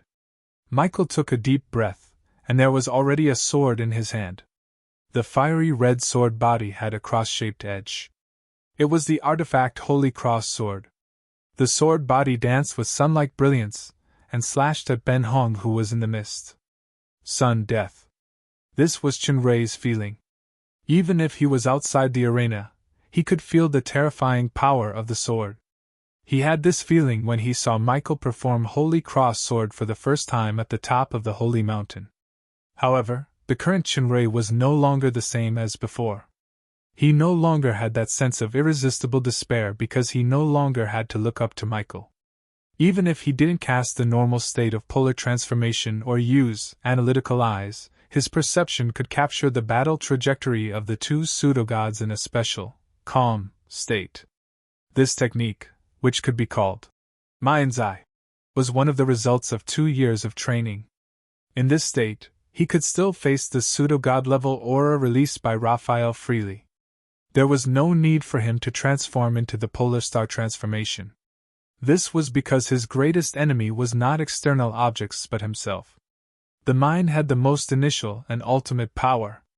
In the past 2 years, he had been constantly exploring and exploring, wanting to further surpass himself. Unfortunately, he did not succeed.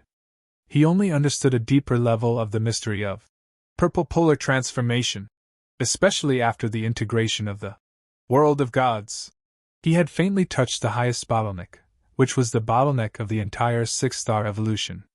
using the ego to see the greater self and incarnate into the true universe. This should be the future direction and the key to breakthrough and evolution. Chunrui's current power of purple polar transformation had reached great success, and it was enough to compete with the existence of the peak pseudo-god. If one day he could break through to the 6-star level and evolve further, he himself did not know what level he would reach. He did not know if this day would really come.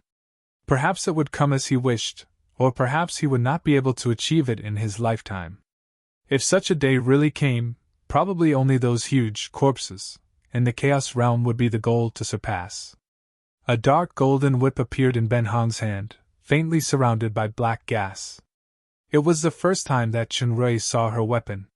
Compared to the oppressive feeling of the Holy Cross sword, this whip had almost no sense of existence.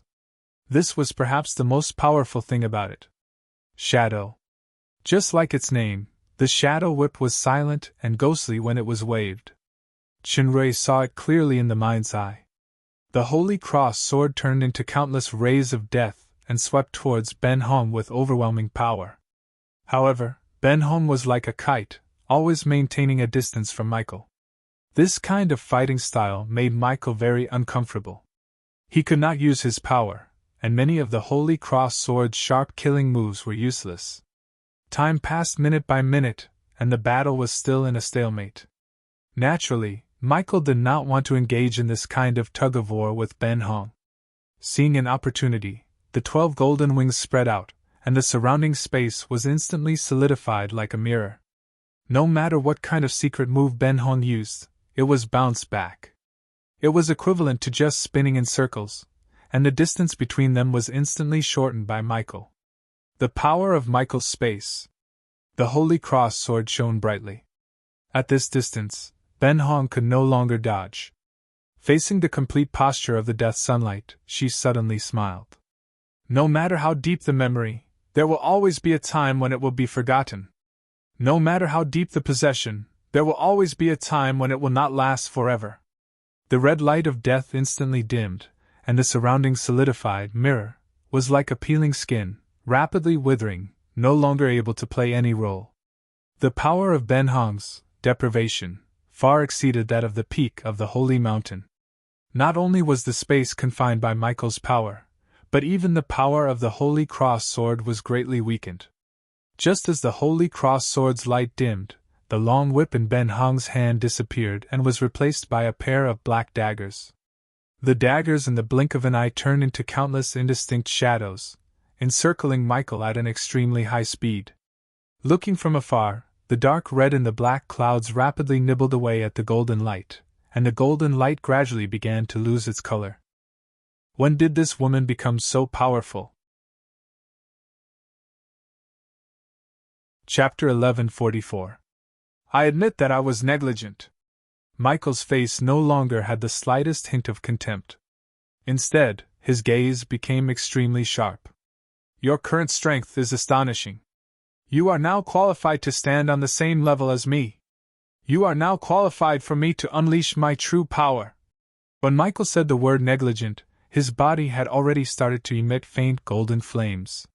When he said the last sentence, the flames solidified on his body and turned into a faint golden armor. This was no ordinary armor of faith. When the armor appeared, a huge figure appeared in the sky. It was vaguely Michael's image.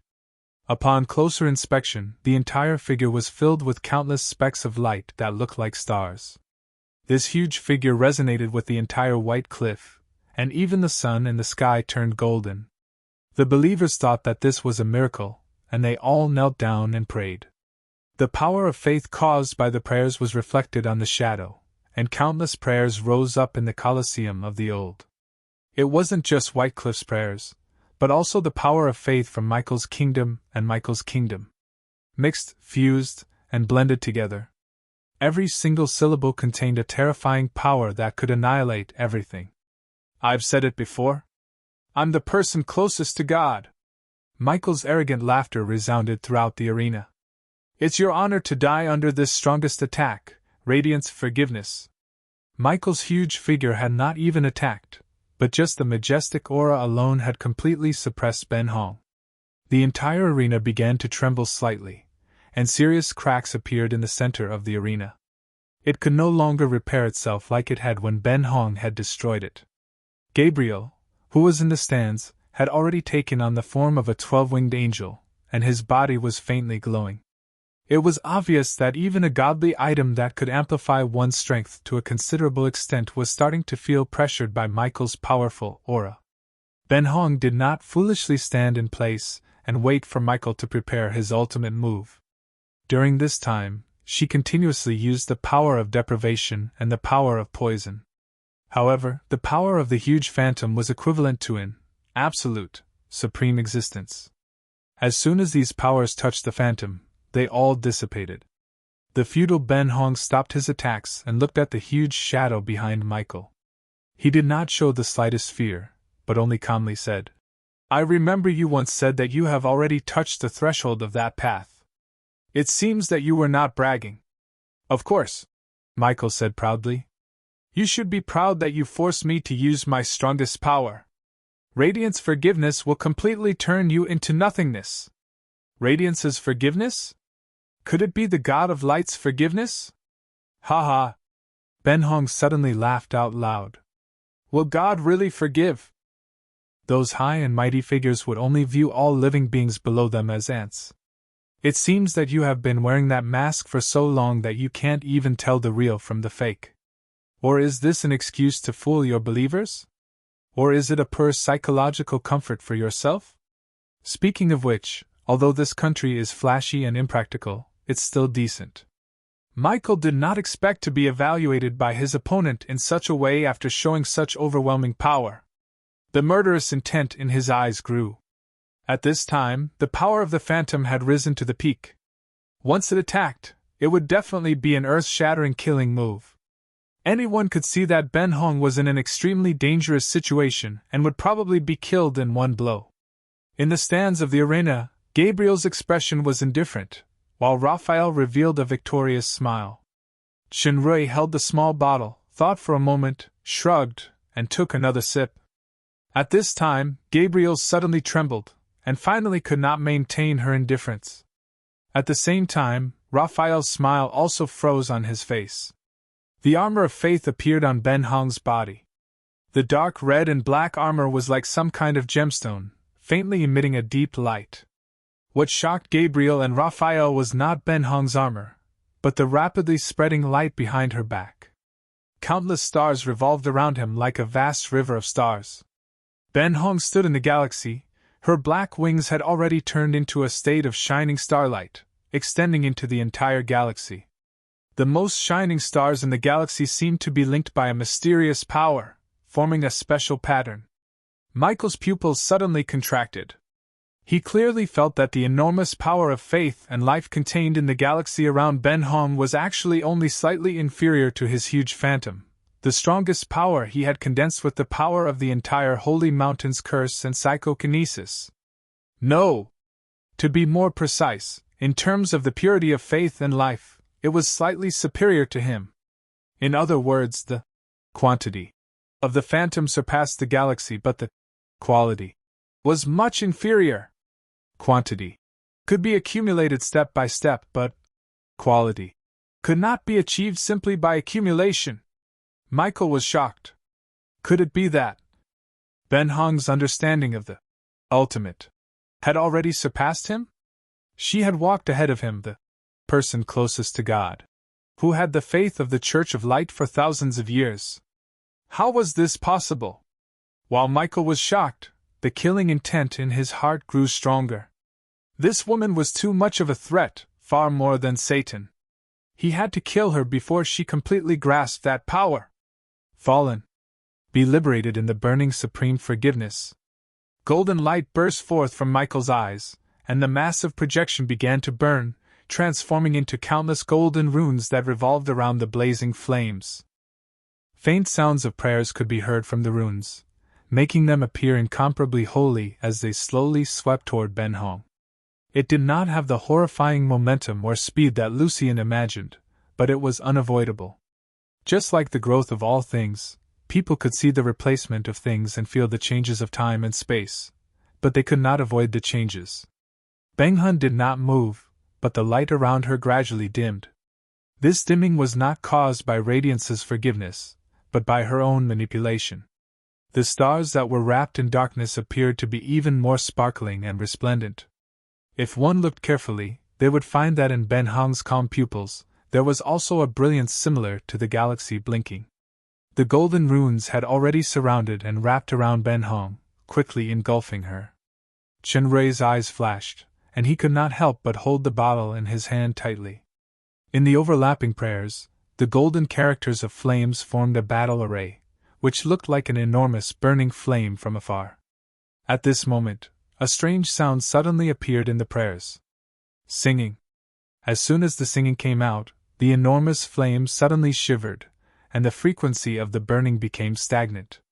Chen Rui put down the bottle in surprise. It was actually singing.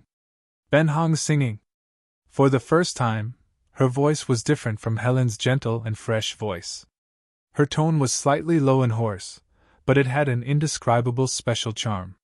It was like a lonely figure walking in the darkness, singing the invisible sorrow with only her own soul. The Song of Darkness. Although Ben Hong did not say it out loud, everyone could not help but think of the 4 words. For some reason, the singing made Chen Rui frown slightly. He took another sip of wine and slowly leaned against the cold grandstand. The feeling in his heart vaguely overlapped with a certain scene in the Sea of Death. The singing became clearer, and the trembling of the flame became more intense. Michael felt that the forgiveness of Radiance was constantly being disintegrated and nibbled away by a strange power. He could not stop it no matter how much power he instilled. The believers who were praying on the holy mountain of light suddenly felt that the surrounding light had dimmed. When they looked up, they were shocked to find that the miracle in the sky, which was the golden sun, was gradually turning a strange dark red. The completely dark red sun trembled for a moment, and a crack appeared. The crack instantly expanded and spread. Following that, there was a bang, and the entire sky seemed to shatter. The terrifying shockwave of power caused everyone's vision and hearing to lose their function for a moment. When they regained their senses, they discovered that the sky was still the bright and dazzling sun. There was no gold or dark red, as if everything that had happened was just an illusion. The arena of the ancients.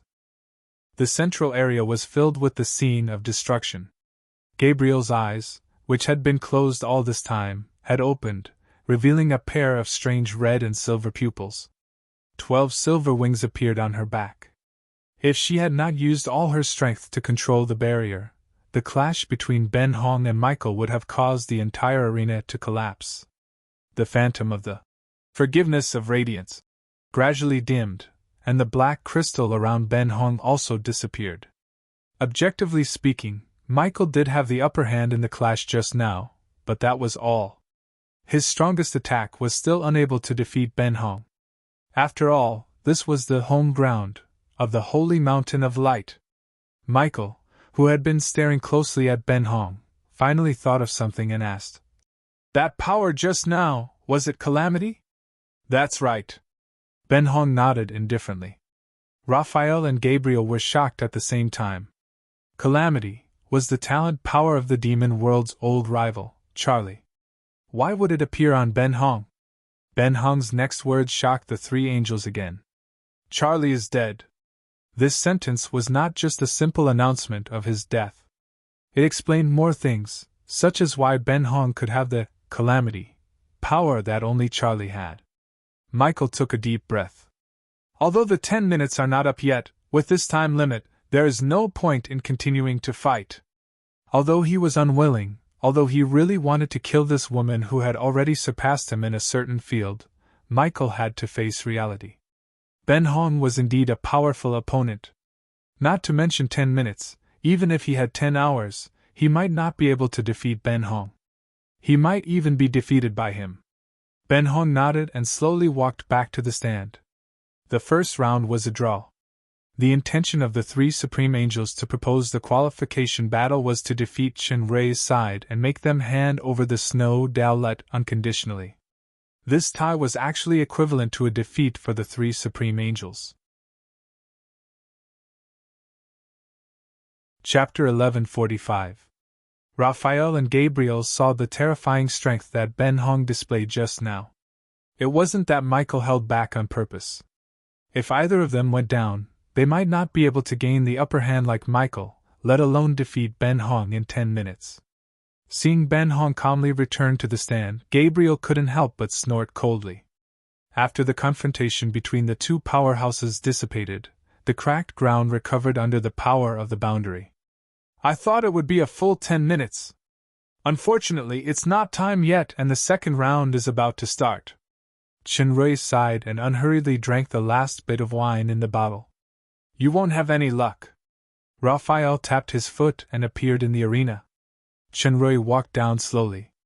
Lord Raphael, please have mercy. If you accidentally kill me, the snow tree will be gone too. Don't worry, I'll let you stay for 10 minutes.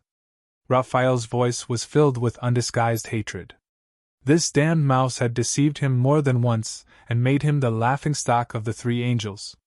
The last time in the Black Prison Desert, the communication projection was destroyed by this hateful mouse in front of Gabriel. This time, he must properly entertain him. Although there was the snow tree to worry about, it was fine as long as he didn't kill him. For example, breaking his arms and legs, damaging his soul. Anyway, according to the contract, as long as he knocked him down, the snow tree would be handed over. Once the snow tree was in his hands, he would immediately kill him and completely annihilate the mouse before he could use the power of space to escape. Even if Ben Hong had that kind of shocking strength, he couldn't protect the mouse's life while facing the three supreme angels at the same time. Chenrui walked slowly while chattering. Lord Raphael, be careful. I'll immediately attack. Right, can I still use items? Lord Raphael. Unfortunately, the restriction of wind and fire that Lord gave me the other time was a defective product. Moreover, it was completely destroyed after Lord destroyed it. If only I had followed Milord to get more benefits, that would have been great. This was a continuous slap in the face. Raphael clenched his fists. This weak mouse could only rely on his sharp tongue. Take it as his last words.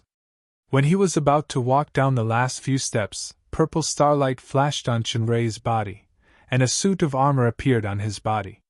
Race, Angel Comprehensive Strength Assessment, SSSS plus Physique SSSS plus, Strength SSSS plus, Spirit SSSS plus, Speed SSSS plus, Analysis, Light Element, Wind Element, Binding, Dispelling, Healing Body of Light, Soul Power, Danger Level, High People Were Alive, Data was dead. The danger level, judgment of analytical eyes, was not necessarily completely accurate, but in terms of strength, it had indeed reached the same level. Some time ago, he had sparred with Ben Hong more than once, but that was just a drill. Both sides held back. The current battle was the real touchstone. It was a good chance to try the results of the 2 years of training on the path of mind. Raphael had seen Chenrui's purple polar transformation before, so he was not surprised. Instead, he grinned. He was ready to deal a heavy blow when his opponent finished the last stone step. Although this mouse had a few strange tricks up its sleeves, it was not worth mentioning apart from the space door that it had used to escape through. It was nothing more than using guerrilla warfare to delay time. Unfortunately, in the face of absolute strength, all tricks were useless. He couldn't even hold on for a minute. The moment after the purple starlight armor appeared, Chenrui, who had not finished the stone step, suddenly disappeared. This speed! Michael and Gabriel frowned at the same time. Raphael had a preconceived notion, so his reaction was half a beat slower. As soon as he was alerted, he felt the world spinning. His vision turned dozens of degrees, and the surrounding scenery flashed past quickly. Then, a sharp pain from his nose woke him up. He was sent flying. Impossible! Raphael couldn't believe it.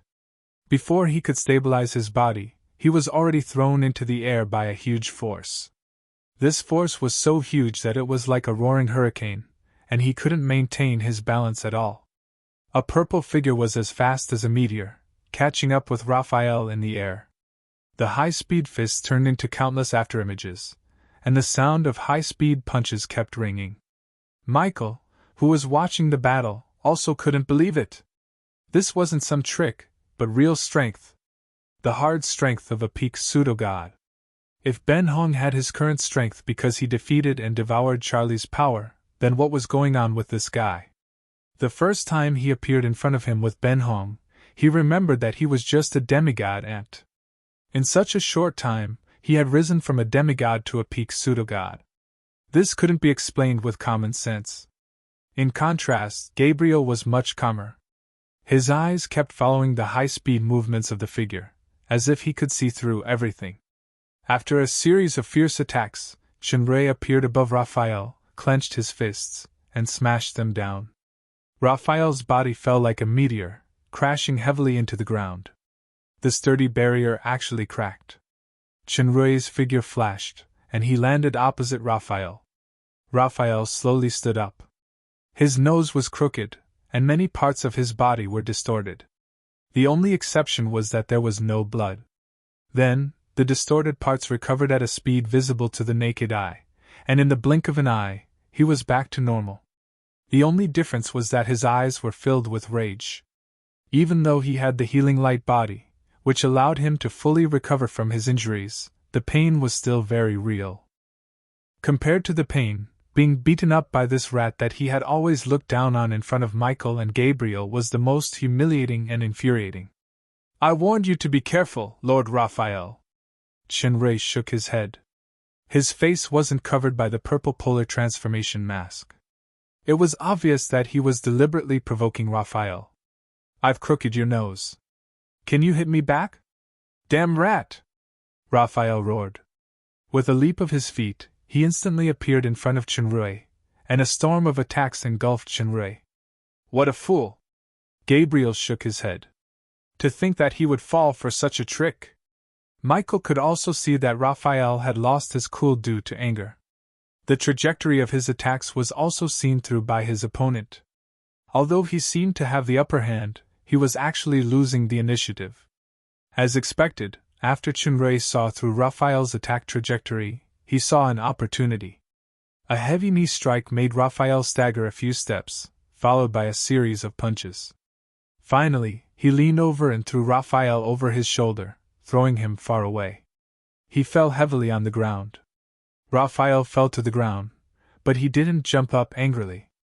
Instead, he lay motionless on his back as if he had lost consciousness. Chenrui suddenly felt a dangerous aura. He frowned and put away the thought of chasing after him. At that moment, laughter came from his opponent on the ground. "That's right, laughter." Raphael, who had fallen to the ground, actually laughed. "I haven't been this angry in a long time. I really lost control just now. I have to say that your strategy is quite successful. At least until now. So I've always underestimated you. Although I don't know how your strength can increase to such a level, it's better this way.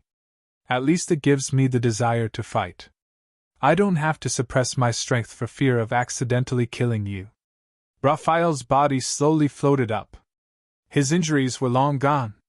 Even the anger in his eyes was gone. That cold gaze was another kind of anger, a truly terrifying anger. Chenrui frowned slightly. He didn't expect Raphael to regain his cool so quickly. 6 pairs of white wings extended from Raphael's back. His body was instantly covered with a set of silver armor with elegant patterns. It looked sacred and solemn. Finally regained consciousness. Michael nodded slowly. Also, Raphael seems to be getting serious. This battle is going to be more interesting than I expected. Gabriel's eyes never left Chenrui.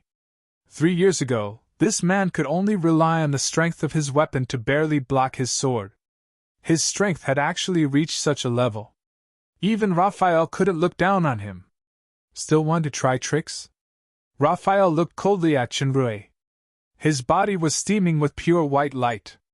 In the face of absolute strength, all's fair in war.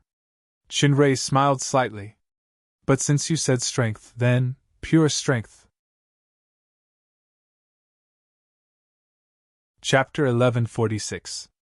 The 2 huge balls of energy continued to cancel each other out, and with a loud boom, the two figures who were locked in a stalemate burst out at the same time and retreated, disappearing along the way. The two figures repeatedly intersected and separated from each other in the air and on the ground. They were so fast that even the three-peaked false gods who were spectating the battle would not be able to capture their high-speed movements if they did not focus. In terms of strength alone, the two sides are actually evenly matched. Although Michael said so, he looked confident. Unfortunately, that guy's control of power is too rusty, and he can't compare to Raphael at all. Moreover, in terms of control of the battle, Raphael is definitely the most terrifying existence. It shouldn't be a problem to end the battle in 10 minutes. Gabriel frowned, but before he could say anything, Ben Hong spoke first. You're still so shallow, Michael. Humph. If you want to fight, I'll accompany you, but I'm not interested in bickering with a woman. Michael's words were a little too much, and Gabriel snorted in dissatisfaction. A woman who plays tricks with poison. Watch your words, Michael. The corner of Ben Hong's mouth curled up slightly. A woman who closes her eyes. Oh, now she opens her eyes and continues to pretend to be profound. Do you also think that he will lose without a doubt? Not necessarily. Gabriel's answer was far beyond Michael's expectations, and Ben Hong's smile widened. It's hard to believe that you would make such a wrong deduction, Gabriel. Michael shook his head. That guy's speed is indeed faster than Raphael. There were a few times when he was in danger, but he barely managed to resolve it. But you should know very well what Raphael is capable of. He's just testing the waters now, and once he really makes his move, he can be said to have a sure win. Don't say too early whether it's a mistake or not. Gabriel looked at the figure moving at high speed in the field. I can't be sure about anything else for now, but based on speed alone, that guy isn't serious. Michael was startled. At this moment, the situation on the battlefield had already changed. Amidst the continuous sounds of explosions in the air, Chinray fell rapidly. He barely managed to turn over and kneel on one knee, stabilizing his body. He looked a little embarrassed. Where's the enthusiasm from before?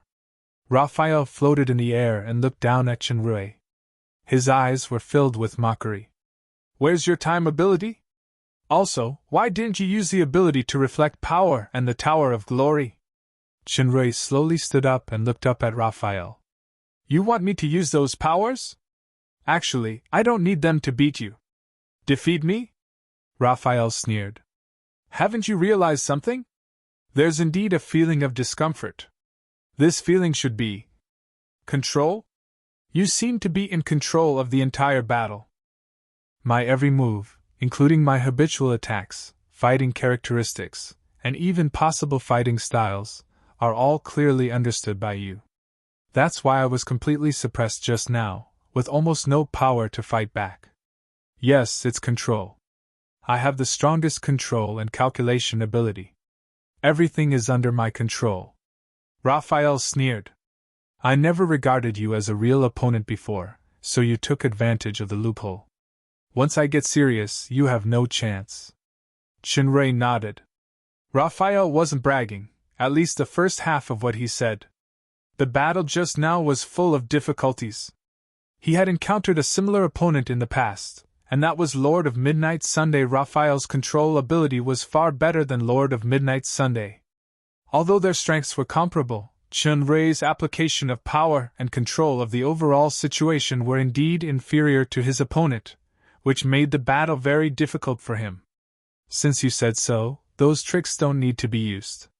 Chinray shrugged. I'm very interested in this kind of control ability. Why don't we discuss it for another 10 minutes? Humph. Raphael didn't want to delay with Chinray. His figure flickered, and he rushed straight toward Chinray. As Chinray said himself, Raphael firmly controlled the battle, like a chess master in a game. He understood every move on the chessboard, and any change was controlled in his hands. From this point of view, he was already in an invincible position. Bang, bang, bang. Chinray staggered back again, and there was a trace of blood at the corner of his mouth. Just now, he was hit by Raphael's continuous attacks on his flaws, and he even got punched in the face. Okay, the learning time ends here. Chinrui wiped the blood at the corner of his mouth. This is my tuition fee. I don't understand what you mean, but my meaning is already very clear. Raphael clenched his fist and said sternly, I said that I will let you fight for the full 10 minutes and I can give you the opportunity to use divine healing technique, lest you fall before I have a good time. What I mean is, you do have a strong calculation and control ability. The opponent is easily led into your designed rhythm, and it is difficult to break free. However, your calculation ability is not the strongest. Is your calculation ability still above mine? Of course. Chinrui said bluntly. So, you won't be so relaxed anymore. Let's suffer together. Shameless boasting. Raphael appeared in front of Chinrui in an instant, and punched with both fists at the same time. However, Chinrui did not dodge or retreat as expected. Instead, he wrapped his arms around Raphael's hands and put them under his armpits. At the same time, he headbutted Raphael, causing him to see stars. Raphael forcefully shook off Chinrui and was about to counterattack when he suddenly raised his body vigilantly and avoided a leg sweep. He had just risen into the air, and his vision had not fully recovered yet. His heart was alarmed again, but this time, it was too late to react, and he was hit in the back by a heavy blow. Raphael's body fell rapidly, and his hands and feet supported themselves on the ground at the same time. With this force, he knocked away Chinrui, who was chasing after him. Just as he was about to chase after him, Chinrui unexpectedly appeared on his side. Raphael subconsciously protected his ribs, but he did not expect Chinrui to lower his body and kick him in the back of the knee, sending him flying with another kick. The battle was very intense. In the stands, Ben Hong smiled slightly. His speed is indeed a little faster than before. Humph, don't be so smug, Gabriel said coldly. Anyone can see that it's not just speed. In fact, his speed is far from peak condition. What I'm saying is that his control of power has improved a lot, and he seems to have figured out Raphael's calculation. The methods of attack he has adopted are becoming more and more unpredictable. If he continues to fight like this, Raphael will no longer be able to fully control it. Michael's brows furrowed even tighter. It looks like that guy is actually using Raphael to practice. That's right, that's what Chinrui thought. Raphael was a peak pseudo-god, and he deeply hated Arthur, so he would never stop in a fight. However, because of the snow dowlet, it was inevitable that he would hold back. Such a practical sparring partner was hard to find. Raphael also realized this, and with a roar, a long silver rod appeared in his hand. With a faint thunder sound, he pointed it at the charging Chinrui. This change surprised Chinrui a little, and the long sword, North Sea, immediately appeared in his hand. With a horizontal slash, he blocked the long rod. The long rod carried a powerful shock force, and Chinrui's body flew backward. With a backflip, he floated in the air. What's the matter, Lord Raphael? Do you not want to continue close combat? Damn guy! I don't have time to tangle with you like this. Raphael's voice seemed particularly cold. He felt the growth and change of this enemy the most. If this continued, he was afraid that he would fail miserably. Although it was a high-speed battle just now, there was only less than half of the 10 minutes left. Raphael didn't talk any more nonsense.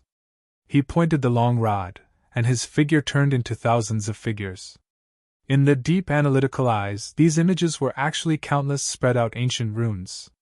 Thousands of Raphael turned into streams of light, intertwining in a mysterious trajectory. Chinrui felt his body tightened, as if he was tightly wrapped by a large net of thousands of threads. As the streams intertwined, the sense of bondage became stronger and stronger. The high-speed streams intertwined and formed a magnificent and huge throne. Raphael's real body was now on the throne, looking radiant.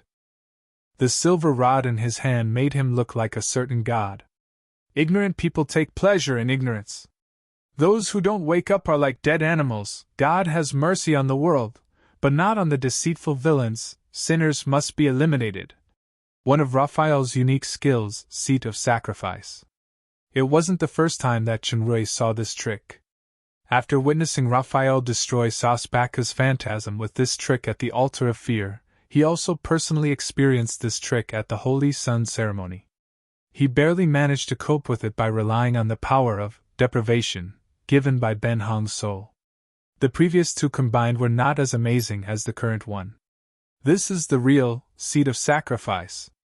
Chen Rui's eyes glowed with a strange brilliance, and the binding power gradually faded, the power of the evil pupil.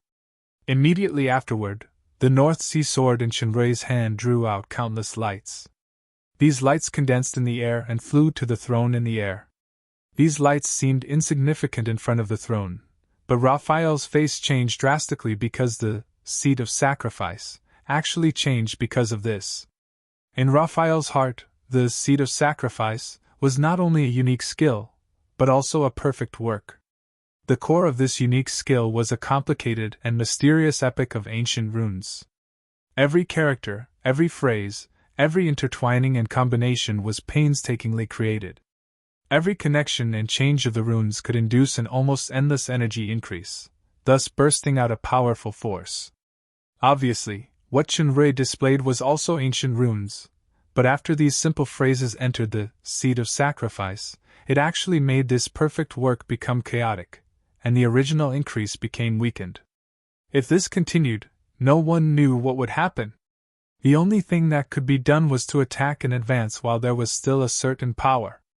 Raphael gritted his teeth, the long rod stopped, and the power of the seed of sacrifice burst out in advance. Chen Rui seemed to be prepared for it. The North Sea sword waved out wisps of soft ripples, protecting his whole body. The entire arena of Olden trembled. Chen Rui's body flew backward for dozens of meters, and his feet left 2 drag marks on the hard ground. When he finally stood up, the ripples around him had shattered like a substance, and the long sword in his hand was also shattered. Although the blow just now was not the power of the seed of sacrifice at its peak, it also broke the defense of Chen Rui's water sword essence. At the same time, the silver long rod smashed the North Sea into pieces. Chen Rui's blood and she tumbled for a while, but he was actually fine. The shock in Raphael's heart at this time was simply indescribable. As the opponent said, he did not use that kind of reflection power, time power, or the Tower of Glory. He just broke my unique skill in such a simple way. The recognized strongest among the 3 angels was Michael. Michael could take the seed of sacrifice, but it was impossible to break the seed of sacrifice in such a way like this enemy. Even Raphael himself couldn't do it. Ancient runes was his most proud talent. Now this enemy actually used the way he was best to overpower him. Seed of Sacrifice was the unique skill that he completed after countless years of perfection. It was also the essence of his own knowledge of ancient runes. Including this time, the opponent actually only used it 3 times. In just 3 times, he actually saw through the mystery of the Seed of Sacrifice and launched an incredible counterattack. No wonder this guy would say that before. It turns out that this is the real meaning, the strongest calculation and control ability. Chapter 1147. Of course, Raphael didn't know that although it was only the 3rd time he faced the seat of divine sacrifice, Chen Rui's deep analytical eyes had already recorded this epic ancient rune during the first time he faced the altar of fear. Coupled with the second personal experience, the deep analytical eyes had already analyzed this rune clearly over the years. Chen Rui didn't know how many times he had tested it in illusions and drills. From this point of view, Raphael was definitely tricked. Raphael's shock only lasted for a few seconds before it was replaced by a strong sense of alarm. He saw that the enemy's figure had become 3, surrounding him in the middle, and a dangerous aura had instantly filled all his senses. Raphael's pupils shrank. He had seen this move before, but at that time, this Arthur was only an early-stage pseudo-god. Now, this attack was performed with the strength of a peak pseudo-god, and its power was definitely not the same. The profound meaning of using the conflict between the power of destruction and the power of creation? Michael raised his long eyebrows. The 2 powers are actually so balanced and pure. It's already quite close to the origin, or is it the power of the origin? Gabriel glanced at Ben Hong. I'm not surprised that more miracles have appeared on him. Ben Hong smiled indifferently. During the conversation, the space in the arena had changed, and a special triangular space surrounded Raphael. Then, the entire triangular space shattered, and Raphael was smashed into pieces, scattered into countless lights, and quickly dimmed. The center of the entire ancient arena became an existence similar to a vacuum. In this existence, any matter other than the vacuum would be completely rejected and turned into nothingness. Nirvana dimension. Chenrei's three phantom images quickly merged into one, but the vacuum still maintained its power. After a long time, the space gradually recovered. The white light that had originally scattered and disappeared shone again. Countless rays of light gathered in midair and returned to Raphael's body. Michael nodded. That move just now was a little interesting. Unfortunately, Raphael has the body of healing light, which can be called an immortal body. Just this alone makes him invincible. Invincible land? Ben Hong's voice was filled with obvious disdain. The other person who also had an undying body had already been killed by Chenrei. At that time, his strength was far from what it was now. Raphael, who had returned to his original state, clenched his teeth. More precisely, he didn't fully recover like before. His body was filled with crisscrossing wounds, sword wounds. Even though the sword wounds were slowly healing, it was obvious that Raphael had suffered a great loss. These were definitely not ordinary wounds. There was a sword in Chenrei's hand. The body of the sword was snow white, engraved with two lines of strange symbols. The edges of the sword were two angels standing back to back, looking simple and mysterious. This sword. Raphael stared at the sword in disbelief. The Nirvana dimension had been unleashed by this sword, and it had also been infused with the power of the evil eye. Not only had it greatly restrained the body of healing light, but it had also almost torn his soul apart, almost making it impossible for him to reform his body. The chapter of light! Michael's expression also changed. He had seen this enemy use the power of the chapter of earth in front of the temple of light. In other words, this person could use the chapter of earth and the chapter of light at the same time. It's not just the fallen sword, Gabriel said calmly. The chapter of wind under his feet should be, but it is hidden by the armor of faith. So, his true speed is far from the limit. You know he has the chapter of wind? Michael turned to look at Gabriel with a sharp look in his eyes. Why haven't I heard you mention this before? Because you didn't ask. Gabriel snorted coldly, not showing any weakness. When I told you about the bet, you almost didn't care. Ben Hong looked at Gabriel with a meaningful look, but he didn't say anything. Michael frowned, because what Gabriel said was true. When Raphael woke him up and told him about the 3-year promise, he was quite disapproving, thinking that it was making a mountain out of a molehill. Even after Gabriel returned, he still thought so. The Arthur, who had disturbed the sacred mountain several times, was at best a demon who had just reached the early stage of false god, so he wasn't worth paying attention to. But Ben Hong, who might sneak into the sacred mountain again for revenge, made him a little wary. He didn't expect that Ben Hong, who was supposed to be enemies with each other before, would come together with this demons today. And this demons brought too many surprises, not just in terms of strength. Damn demons! Raphael's eyes were almost burning. There was only one strongest thought in his mind now. This enemy could actually restrain physique of light healing. It was no longer as simple as a humiliation, but the greatest threat. Whoever this person was, he must die. The 12 white wings behind Raphael were all burning with white flames. His originally white pupils suddenly turned black, and his whole body was surrounded by silver lightning.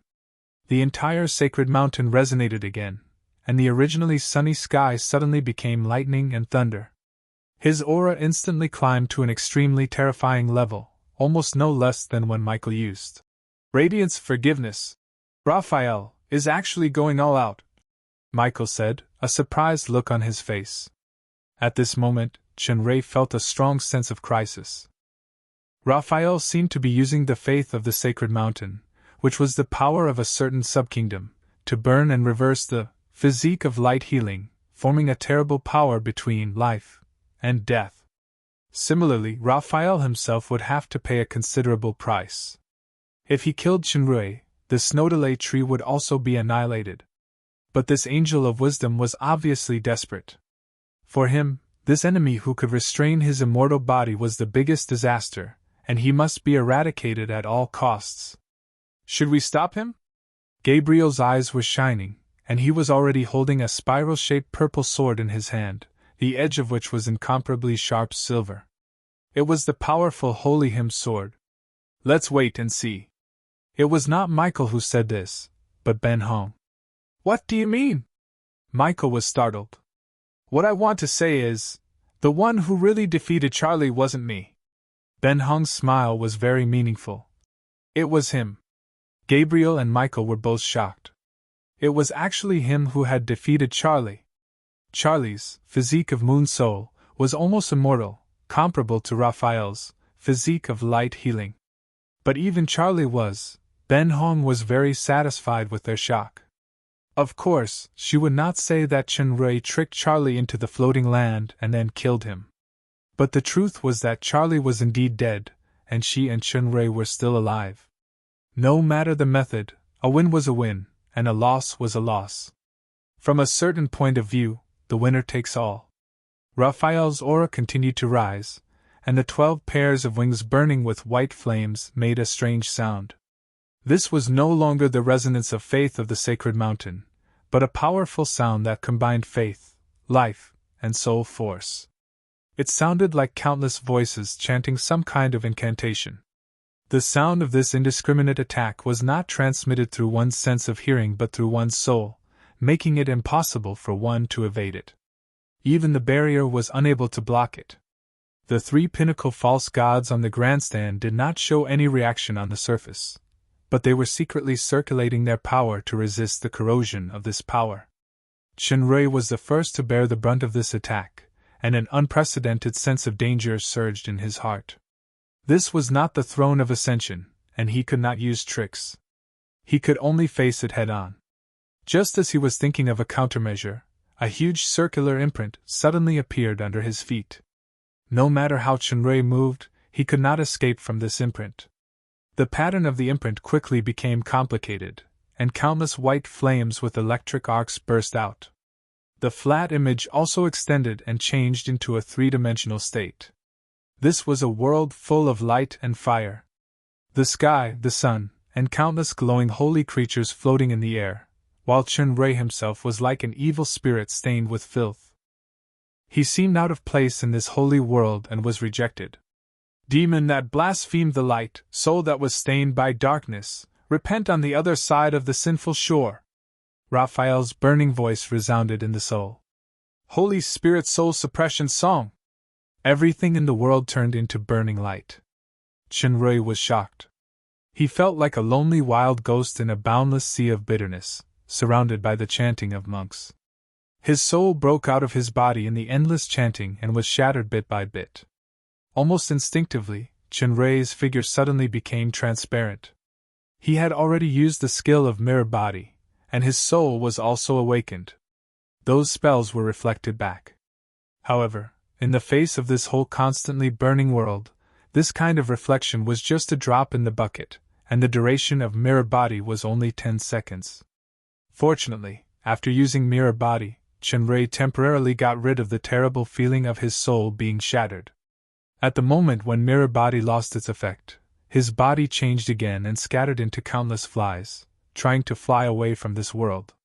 However, just like the disc mark that he couldn't escape from before, he couldn't escape the range of the Holy Spirit soul-suppressing melody's power at all. Instead, the fly transformation technique, which had always been successful, lasted much shorter under this special attack than usual. After a few seconds he returned to his original state. At this time, the burning light and the power of the Holy Spirit soul suppression song had reached its peak. The dazzling light, which was close to an explosion, made the 3 people watching the battle involuntarily squint their eyes. One by one, they entered combat mode to resist the terrible aftermath. The whole arena of the ancients was constantly shaking and shattering. It wasn't that the power of Raphael's Holy Spirit soul suppression song was stronger than Michael's radiant forgiveness. It was that this kind of indiscriminate attack made Gabriel have to defend and maintain the boundary at the same time, which was much more difficult than before. The shaking of the arena gradually subsided. The flying gravel fell one after another, and the burning light and sound slowly disappeared. Raphael, who was floating in the air, was panting. This move had consumed a lot of his soul and the body of light healing, but it was all worth it as long as he could eliminate that guy. Suddenly, the expression on Raphael's face changed. "It is indeed a powerful ultimate move!" A familiar voice sounded. It was the voice that he didn't want to hear the most. In the settling smoke and dust below, a figure slowly walked over and gradually became clear. The purple starlight was much dimmer than before, and countless cracks could be seen on the armor. Many of the wings on the back were broken, but the eyes were still bright and full of spirit. He had used all his strength in this move, but it still couldn't kill this enemy. He didn't sense the fluctuations of the Tower of Glory or the spatial door. The Holy Spirit soul suppression song must have been blocked. A rare feeling of powerlessness surged in Raphael's heart. His eyes fell on the undamaged ancient shield in Chunrei's hand, and he blurted out, "The chapter of water!" Chapter 1148. The Seal of Water, also known as the Illusionary Demon Shield. Strictly speaking, the 7 artifacts could only be regarded as quasi-artifacts, but in some aspects, even artifacts might not be able to catch up with them.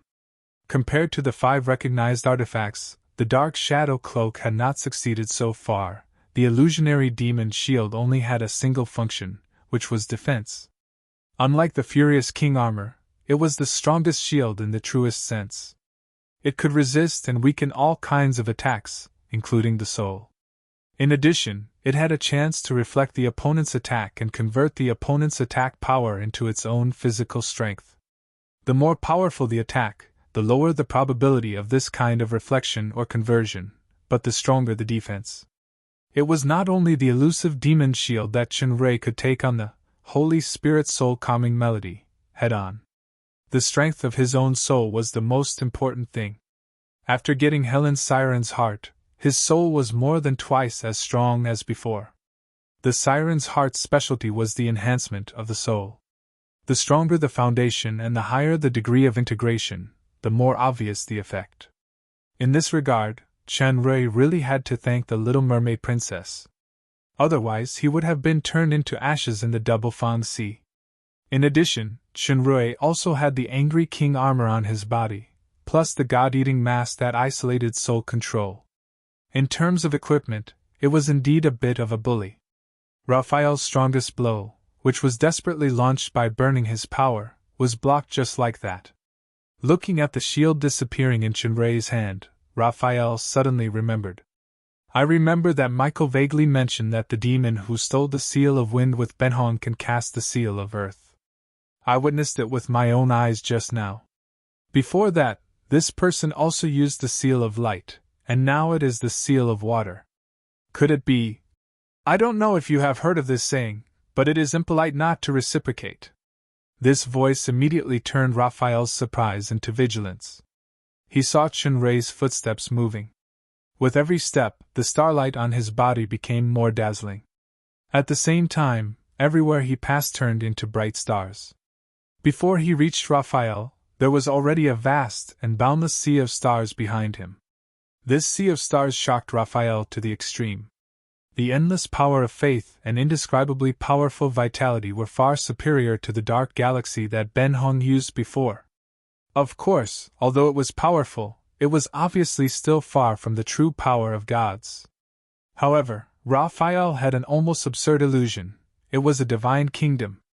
Even with the most powerful soul, Raphael could not stop the trembling in the depths of his soul.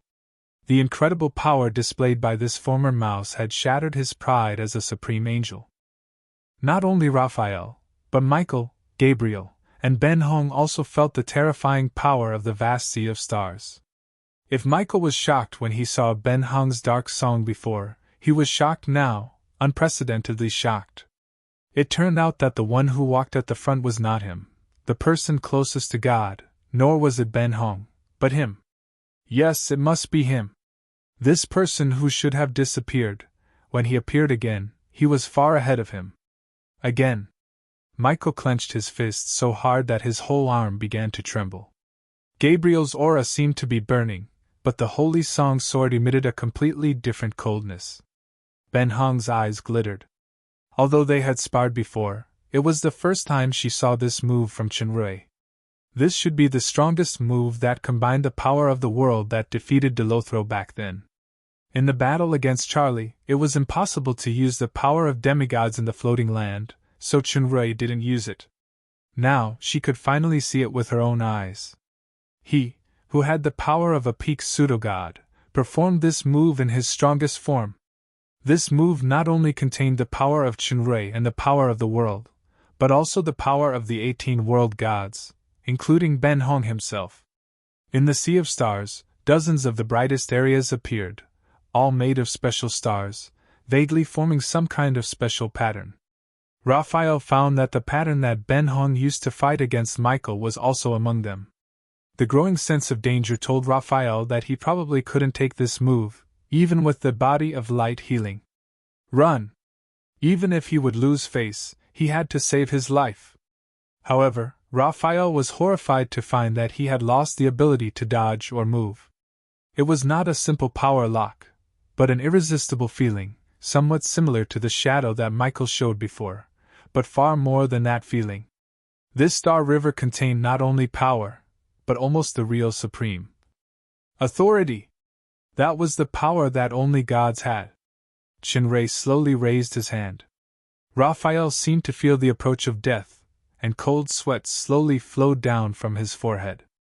There was no anger or calmness in his eyes. For the first time, he felt fear for this enemy. At this moment, Gabriel's voice, which contained the power of the Saint Heart, suddenly sounded. 10 minutes are up! Chenrui's footsteps paused. He turned his head and glanced at Gabriel and Michael, who were on full alert, then he looked at Ben Hong.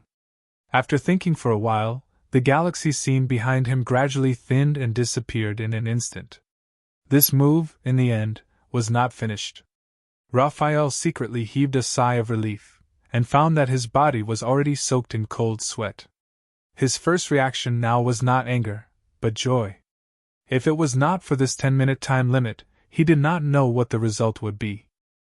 The broken star armor on Chenrui's body had completely disappeared, and he returned to his original ant-like strength, but no one dared to underestimate him anymore. Now, can we make a deal? Chenrui asked Gabriel. In fact, with his current level of understanding of purple polar transformation, as long as the power allowed, he could use it again at any time, so he was not afraid of the 3 angels turning against him again. It's you! Michael stared at Chenrui, who was walking step by step into the stands. You actually appeared again! Me? Chenrui looked at Michael's expression and sighed. Although explaining is probably futile, I still want to say that you have mistaken me for someone else. Now that things have come to this, who are you still trying to fool? Raphael said with hatred. Just now, the seal of light, the seal of wind, the seal of earth, and the seal of water, was everyone's illusion. Gabriel looked straight into Chenrui's eyes. Perhaps you are trying to escape from something? What escape? Actually, it's really possible that you have mistaken me for someone else. Ben Hong's voice sounded, but his tone quickly changed again. There's another possibility, and that is that this person has already forgotten what happened in the past, at least not yet. Although Ben Hong said 2 possibilities, it was obvious that he had directly stamped the latter on Chenrui. Compared to mistaken me for someone else, the second hypothesis was clearly much more reasonable. This was especially true for Michael and Gabriel.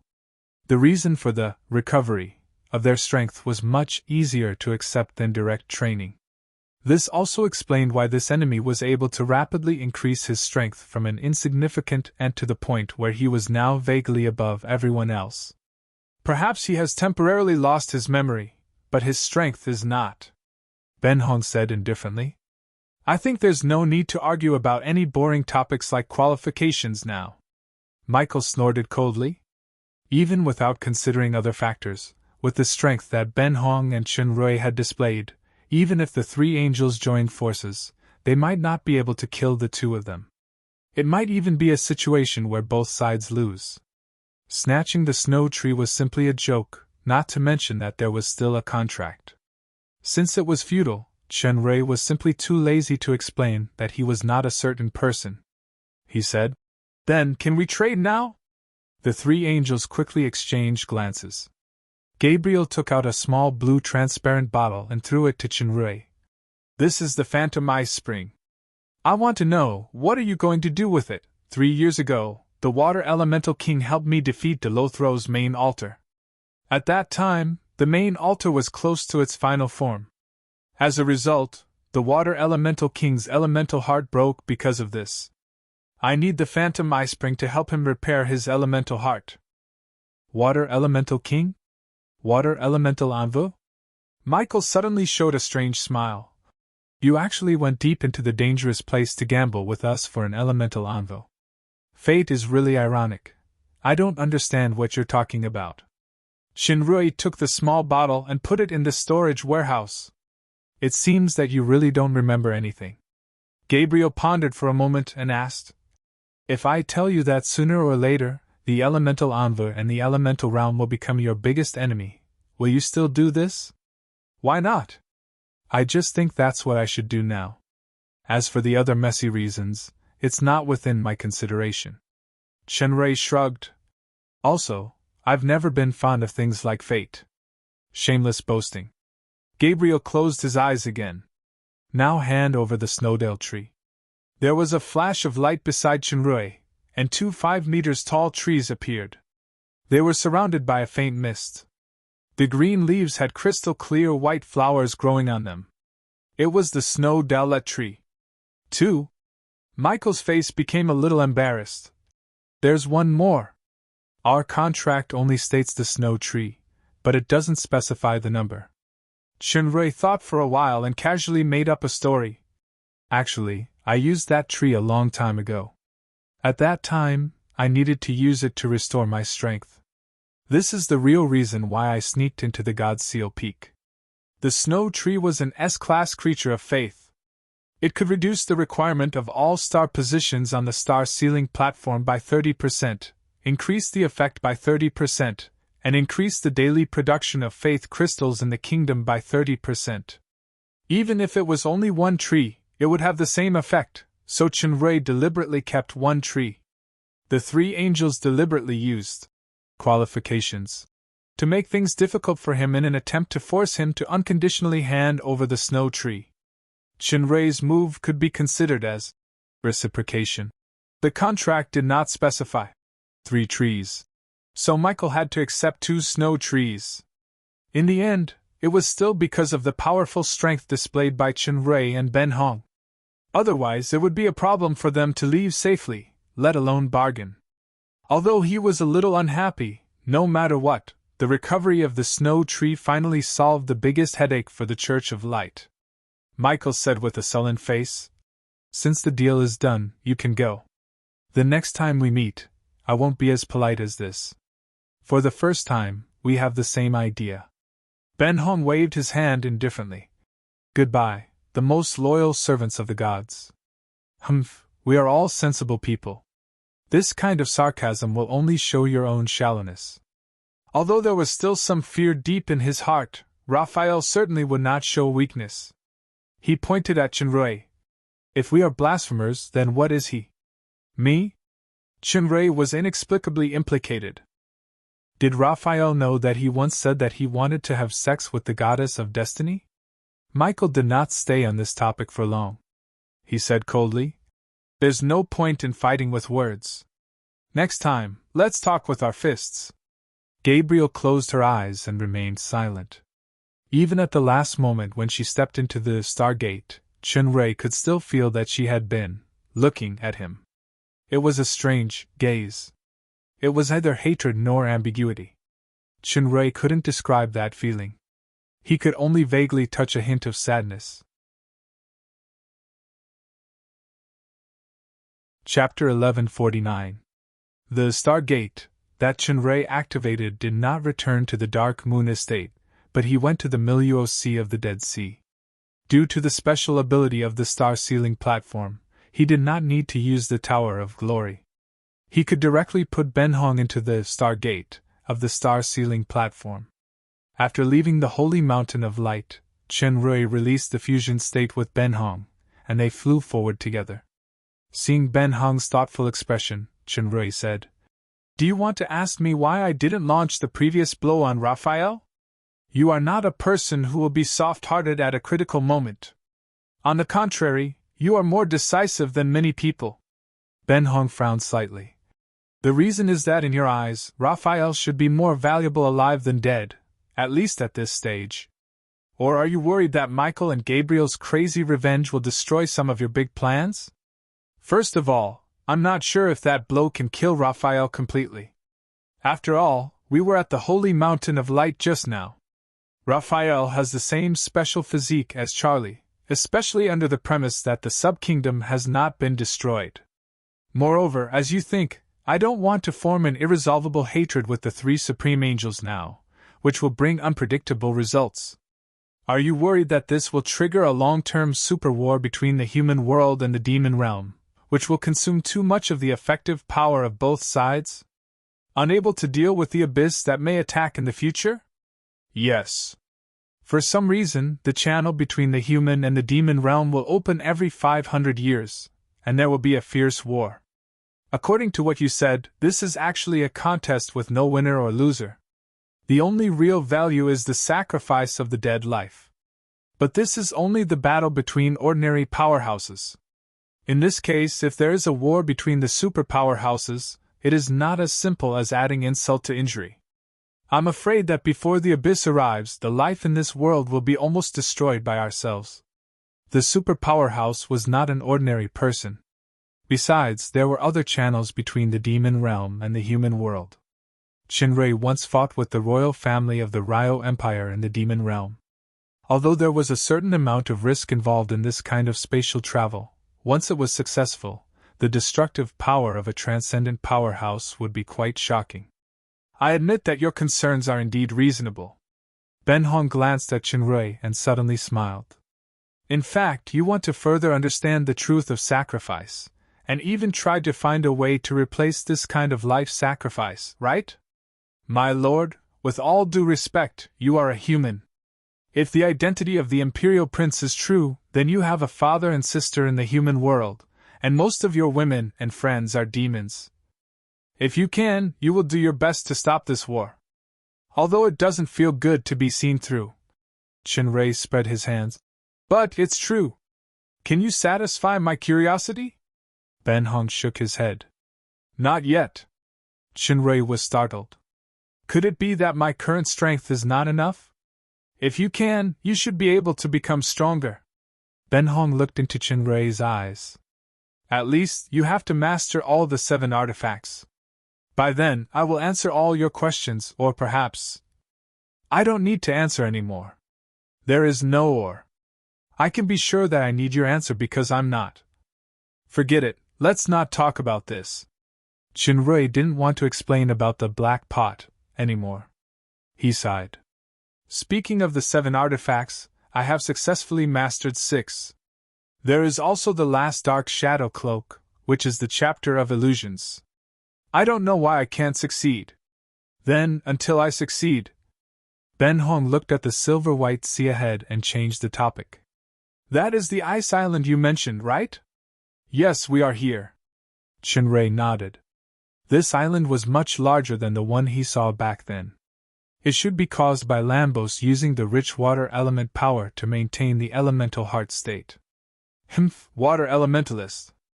Benhong stared at the ice sculpture of Lambos in the center of the ice island. Sir, do you still remember what Michael and Gabriel said before? Chinrui thought for a while. Gabriel said that sooner or later, the elementalists and the elemental realm will become my enemy? Michael also seemed to have used the word sarcasm. To be honest, the possibility of becoming an enemy should be very high.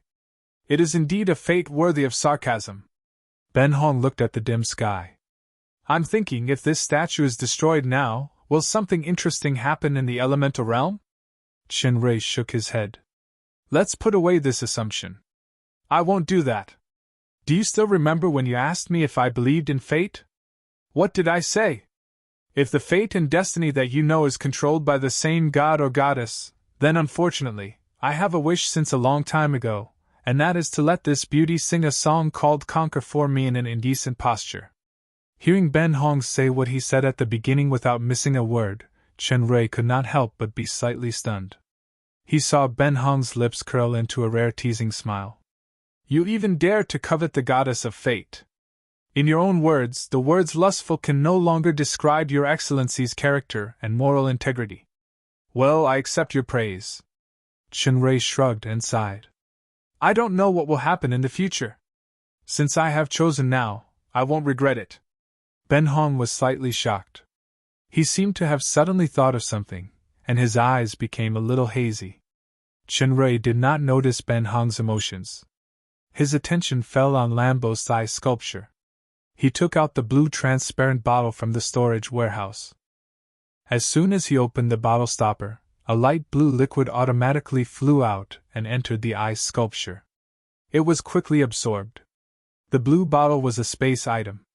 Its capacity was much larger than it looked. After consuming about 2/3 of the phantom ice spring, the ice sculpture stopped absorbing. In a flash, a crack appeared on the ice sculpture. The crack gradually spread to the whole body, and the ice island also began to melt rapidly. When the ice sculpture completely shattered, the ice island also disappeared at the same time. Lambost's feet floated on the water surface. His body was surrounded by blue light as if he was integrated with the sea. When the blue light completely converged, his eyes that had lost their luster regained their light. The feeling of resurrection is really good. Lambost's eyes flashed with relief. It really is you, Shinrei. You fulfilled your promise and only used 3 years. Shinrei smiled and said, I'm surprised by the accuracy of your grasp of time, Lambost. Is the first time you wake up to check the hourglass or some kind of time item? Initially, I wanted to give you a newly popular magic watch, but now it seems that I don't have to spend money. Although you seem to be very relaxed, I can guess that the process of obtaining the phantom ice spring is not easy. I don't know if the battle traces on your body are because of the phantom ice spring. With your character, you will rush here as soon as you get the ice spring, right? Lambost nodded. I'm very grateful and touched. I really understand Moore's feelings a little. Your gratitude and touching are a bit too cheap. Ben Hong's voice sounded. His tone seemed exceptionally harsh. Water Elemental King. By the way, I should call you the Water Elemental Envoy's clone. Lambos glanced at Ben Hong and looked exceptionally calm. What do you mean by cheap? Choose to fall, or call it the Dark Divine Servant. Ben Hong didn't care about Lambos' title. The Phantom Ice Spring was obtained from the Holy Mountain of Light's 3 angels through a fierce battle just now. Do you know how Michael described it when he learned about the purpose of obtaining the Phantom Ice Spring? Ben Hong, let's talk about the future in the future. Now Lambost is my friend. Shinrei stopped Ben Hong's words. If one day in the future we are going to become enemies irrevocably, then I will not be merciful. I will personally end it with my own hands in the name of our former friendship. Ben Hong was silent for a moment, and he didn't say anything more. The Water Elemental King took a deep look at Shinrei and slowly nodded. It's Lambost's honor. It's our mutual honor. After successfully rescuing Lambost, the Water Elemental King returned to the deep blue sea of the Water Elementals. After the Holy Mountain appointment and the rescue of Lambost came to an end, Shinrei's heart was a lot more relaxed. He took Ben Hong directly back to the Dark Moon through the Stargate. When Shinrei appeared in the Dark Moon's house, he was immediately surrounded. Athena, Kia, Isabella, Rala, Jia, many people. Everyone knew that he was going to the Holy Mountain of Light today, and they also knew that he was going to face the 3 strongest peak stage fake gods in the human world. They were anxiously waiting for his safe return. Even Jia rushed over. Seeing that he was fine, everyone was obviously relieved. Some even took out their phones and reported to the two empresses in the distance that he was safe. Those pairs of concerned eyes made Chinray feel warm in his heart. He smiled slightly. "Don't worry, I'm fine." Athena looked at him nervously. "Are you really okay?" "Yes, touch if you don't believe me." Soon, Chinray regretted his words. Before Athena made a move, someone pinched his arm from behind. His other arm was also touched, and a finger actually pinched his waist. This action is a bit familiar. There are definitely no more than 5 suspects. Immediately afterward, more and more people were touching. Even his buttocks were touched. Chinray's hair stood up, and he faintly heard laughter. As Chinray was about to open his mouth to reprimand the female rogue Lily flat-chested lowly, his face was suddenly pinched and rubbed, artificially turning into a weird expression. He was speechless for a while. It was not his precious daughter, Duo, but Jia. This was pure and unadulterated revenge. Not long ago, I was massaged by Royal Highness Prince Consort when I deliberately put on a cold face last time. As for the one hanging on my back, it must be Her Majesty's sister.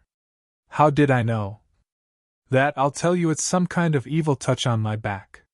With this height, who else has a bigger chest than a steamed bun? While laughing, Chinray suddenly caught a glimpse of a gradually disappearing back, and the dark song from before appeared in his mind. Loneliness is a feast for one person.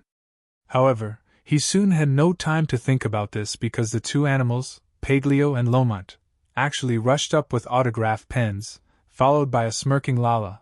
Half an hour later, Chinray sat on the sofa speechlessly. Kia held back her laughter while wiping the message on his face with a wet towel. "Welcome back, Royal Highness Prince Consort." Looking at a certain messy face, everyone around him laughed. Even Jia, who had always been an iceberg beauty, couldn't keep a straight face. "Wasn't that too much just now? Who was the one who started it?" Chinray said angrily. Even the autograph pens were prepared. It must have been premeditated. "It's him, her!" Many voices sounded at the same time. Isabella pointed at Kia, Kia pointed at Paglio, Paglio pointed at Lomont, and Lomont pointed at Lala. "Well, the law doesn't punish the majority, you win." Chinray touched his forehead weakly. "Whose rotten idea was this welcome ceremony?" "It's her." This time, the target of the accusation was the same, and it was not Isabella or Paglio that Chinray had expected. The fairy Miss Long, who was condemned by everyone, had an expression of amnesia. "What?" Chapter 1150. There was no sun or moon in the sky. It was covered with thick clouds and looked gloomy. Sometimes when the clouds disappeared, there would be various mysterious and gorgeous lights. If it was on Earth on another plane, people would generally call this phenomenon aurora. There was no land under her feet, only islands. Some islands were soil, and some islands were pure glaciers. They were all floating in the air, moving slowly as if there was no gravity. Rala was flying in this strange void. The floating islands nearby gave her a familiar feeling. What was even more familiar was the aura of power that was everywhere in this world. Elements.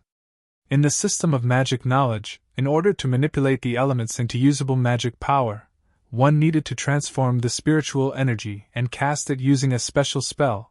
The strong could compress the spell, or even cast it without the spell. This form of casting was magic power. To cite an inappropriate example, for a mage, spirit power was like a bucket, and magic power was like the water in the bucket.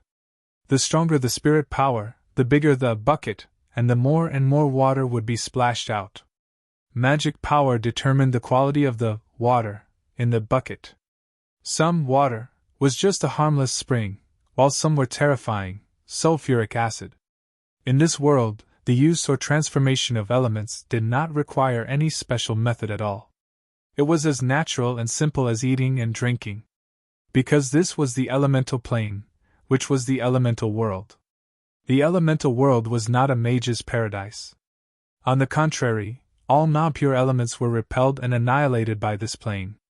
In theory, only completely elemental creatures could survive in this world. Although the fairy dragons were the most compatible with elemental power, they were not real elemental bodies after all, so they would not be an exception. Rala happened to be an exception, but it had nothing to do with the strength of the peak of demigod. If it was a pseudo-god fairy dragon powerhouse, she would still not be accommodated by the world. One of the reasons why Zola could move freely in the elemental realm and use the power of elements at will was because of the 6 elemental kingdoms. However, it was not the most important reason. The exquisite crown on her head was the key. The elemental goddess crown.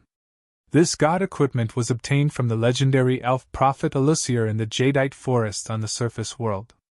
Compared to Chinrui's reward after a bitter battle, Rala easily obtained the elemental goddess crown. All she had to do was flip a magic card.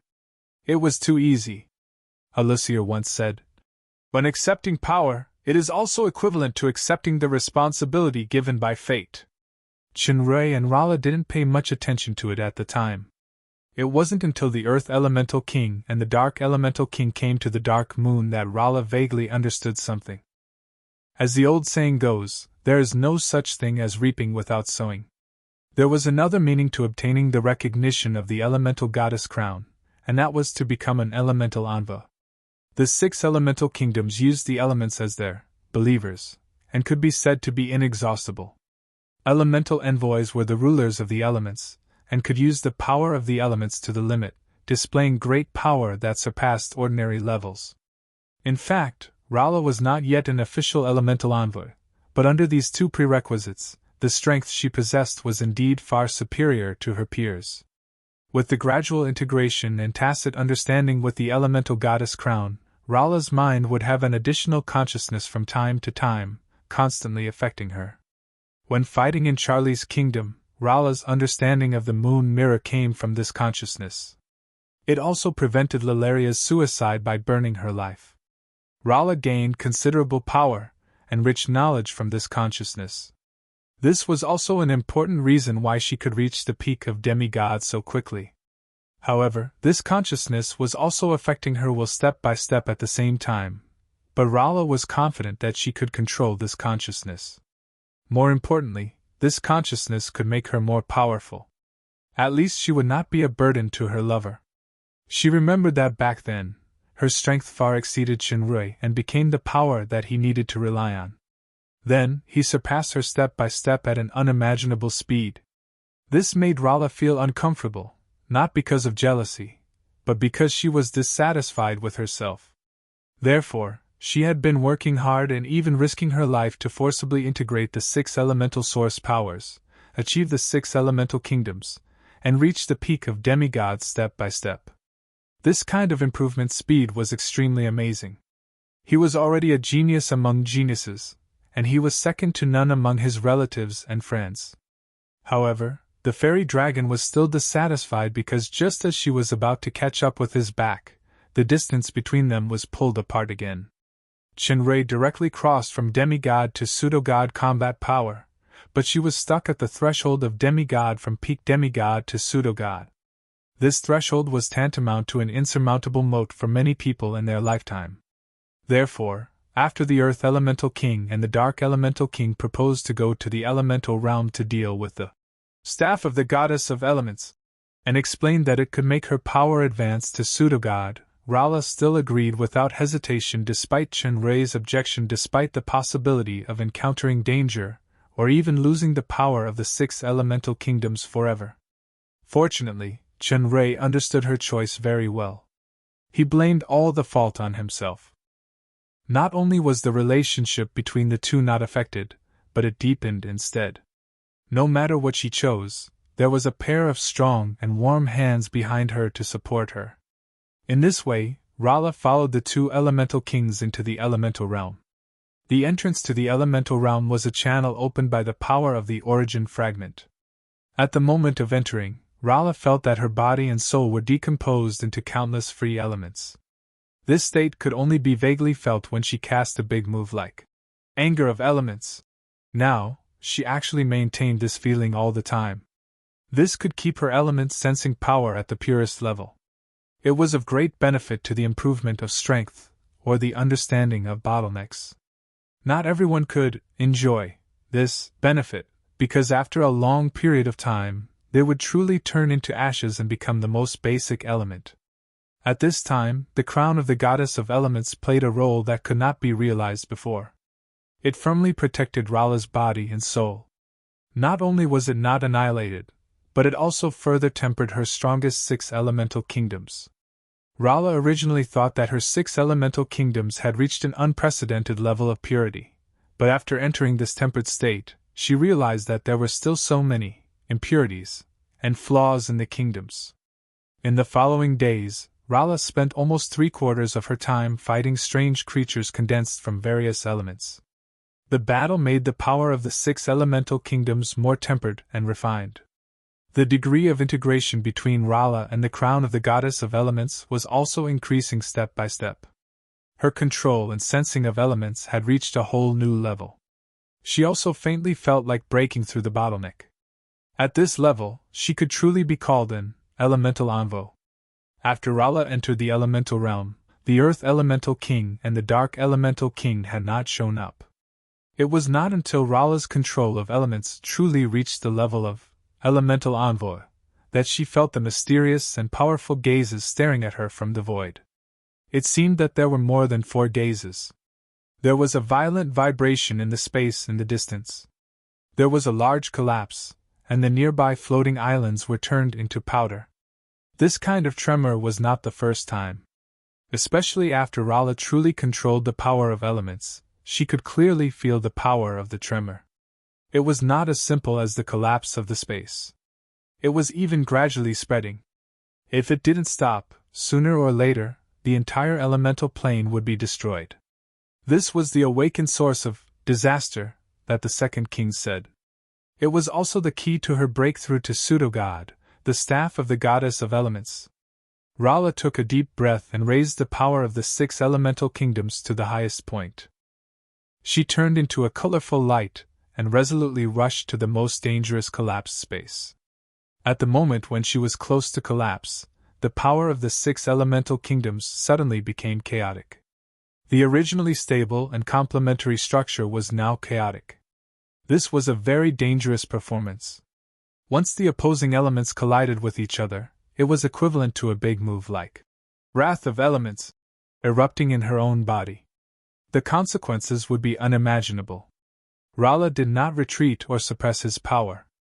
Gritting his teeth, he continued to charge forward with all his might. The chaotic elemental energy finally collapsed. At the same time when the 6 types of elemental energy exploded, the consciousness of the elemental goddess crown that was fused with Rala instantly expanded. Before Rala could react, it had already covered his entire consciousness. Time and space were still. There was only one voice left between heaven and earth, calling her in her soul. The voice was vague in her memory. She couldn't remember most of it. The only thing she could vaguely remember were only 5 words. The meaning of existence, the blurry state continued. She was muddle-headed and didn't know whether she was alive or dead until there was something in her right hand. It was vaguely a long staff. This long staff made her feel like she was connected by blood as if it was a part of her body. Just when her consciousness was barely awake, she was horrified to find that the hand holding the long staff began to become transparent. Her muscles, bones, and blood vessels were all visible. Then, all of these turned into colorful particles. Elementalization. The colors then spread to her entire body. In the blink of an eye, her entire person became a complete elemental creature. No! Rala yelled and opened her eyes suddenly. There was no collapsed space, no collapsed kingdom, just the familiar room scenery and the cold purple moonlight outside the window.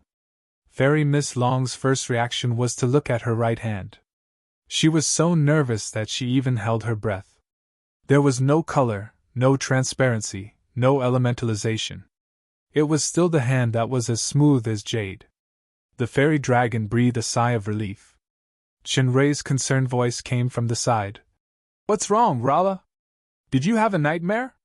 In. Look, even a cold sweat is coming out. A hand magically appeared and carefully wiped the sweat on her forehead. Zola enjoyed this warmth and thoughtfulness very much. She didn't know why, but she suddenly felt a little uneasy for fear of losing him. She moved closer to his arms. What dream did you have? Chinray kissed her face. Are you still blaming me for not taking you to the holy mountain this time? A little bit. Fairy Miss Long replied honestly. I'm sorry. Because we are all facing peak pseudogods this time, and you have been to the holy mountain of light last time. You know the situation there. Even I. As Chinray was speaking, he suddenly saw that one of Rala's pupils seemed to have turned colorful. He couldn't help but be startled. What's wrong? Rala couldn't help but feel strange when he stopped talking halfway. When Chinray looked again, the pupil was still the usual purple. He thought it was a mistake because the lighting was not good. He shook his head. Nothing, your eyes are very beautiful. Oh. Rala responded casually. She felt sweet in her heart. Forget it, I reluctantly forgive you. Actually. As Chinray was about to explain, Rala suddenly lay on his body, and a pair of plump breasts squeezed on his chest. The two had an intimate session last night, so they were both naked. After a night's rest, they had recovered their strength. As a healthy man who was beyond normal, Chinray immediately had a normal natural reaction. What? The lady with beautiful eyes was obviously habitually pretending to be stupid. Nothing, do whatever you want, then, from now until dawn, I want to be on top. Ah? Can't I? Okay. Chapter 1151. After successfully passing the test of the Holy Light Mountain appointment, Chinray's life returned to peace. From time to time, there were sounds of laughter in the house. Chinray usually accompanied his beloved wives and precious daughters and fought with his bad friends. Sometimes he would travel to the Bloody Empire and the Shadow Empire to serve as a special psychological, physiological consultant for the two empresses. Although there was still the 10-year appointment with Satan, with his current strength, especially after the test of the Battle of the Holy Light Mountain, there was definitely no need to panic as before. The only thing that he didn't slack off was training. Not only Chinray, but the rest were also the same. The previous tense atmosphere was indeed related to the developed training habits, but it was more of an active and conscious behavior. This time, the special training in the UFO was launched again. Except for the pseudo-god Ben Hong and Rala, the three empresses who couldn't spare time, the pregnant Athena and her non-combatants, almost all the royal family members participated in this training. For Chinray, the more gods in the super system, universe, the purer and larger the faith, the stronger his own power. This had been fully verified in the Battle of the Holy Light Mountain. Even Raphael, who had the body of light healing, and was almost immortal, might not be able to withstand the celestial star god mirror that contained the power of 18 gods. Since the quota of the superlink was not endless, and the objects of the superlink could not be expanded indefinitely, Chinray must screen carefully. The most important factor was naturally reliability. Several reliable friends such as Tetanus and Aldas had become the new batch of people who received 1-star strengthening. The two servants, Selene and Sikali, who originally received 1-star strengthening, also received it. In the spirit of not wasting, Chinray still gave them 2-star strengthening. Whether these people could understand the mystery of 2-star strengthening depended on their luck. Only 5 people who had received 2-star strengthening, Garadam, Alice, Medalu, Joanna, and Aina had not succeeded. Compared with the other 4 people, Garadam was particularly conspicuous. This corpse necromancer was extremely talented, actually being able to transform into a wandering soul in the floating land, devouring its own kind to strengthen itself. Its growth rate was the most shocking. Not only that, Garadam is also proficient in dark magic, and he has made unprecedented brilliant achievements in the undead magic domain derived from dark magic. He is extraordinary in terms of strength and wisdom. Such a powerful person has not completed 2-star strengthening until now. According to Ben Hong, strength was only one of the factors for successful 2-star strengthening, but it wasn't the only one. The key was the perception of faith and life. For example, Adeline wasn't a combat type, but she completed 2-star strengthening earlier than Lomont and the others and became a god of music. No matter which path it was, a strong determination was a necessary condition. The persistence in one's heart was largely proportional to the degree of loyalty or trust. For example, Samuel's strength was far inferior to Garadam's, but his loyalty to Chenrui could be described as a fanatic. He could sacrifice his life for this master without hesitation. It was this obsession that allowed Samuel to master the true meaning of faith, of loyalty, and become a god in charge of loyalty and faith. In contrast, Garadam was only willing to sign a master-slave contract back then. Although he made great contributions in the battle between Jia and Obsidian, he was only passively surrendering after all. There was no loyalty to speak of. This time, the corpse necromancer followed everyone into the Chaos realm. Relying on the golden finger of devouring wandering souls, he continuously devoured enemies of the same level. His strength actually reached the peak of the kingdom in one fell swoop. At this moment, Garadam found Chenrui. Chenrui was baffled by the servant whose relationship was almost marginalized suddenly asking to see him in private. What was even more baffling was the matter proposed by Garadam. The true meaning of death power? Chenrui was a little surprised. Yes. Garadam nodded. Master's strength is now at the peak of the world. Please give me some pointers. Chenrui shook his head. It's not that I deliberately reserved it, but my path of power is different from ordinary people. My understanding of death is not as good as yours. How can I answer your doubts? This kind of situation has actually appeared before this special training. I once asked Lord Benhong, and Lord Benhong said that only his lordship can help me. Benhong? Chenrui frowned slightly. Benhong has always been very dissatisfied with Garadam's loyalty and the progress of 2-star strengthening. Is there any other intention in doing this? In fact, Garadam bowed his head and said, It's not that I'm eager to promote to demigod after reaching the peak of the kingdom, but this kind of understanding is urgent for me. Previously, I turned into a wandering soul and used a trick to devour the soul power of countless wandering souls. My strength jumped from the early stage of the kingdom to the peak of the kingdom in one fell swoop.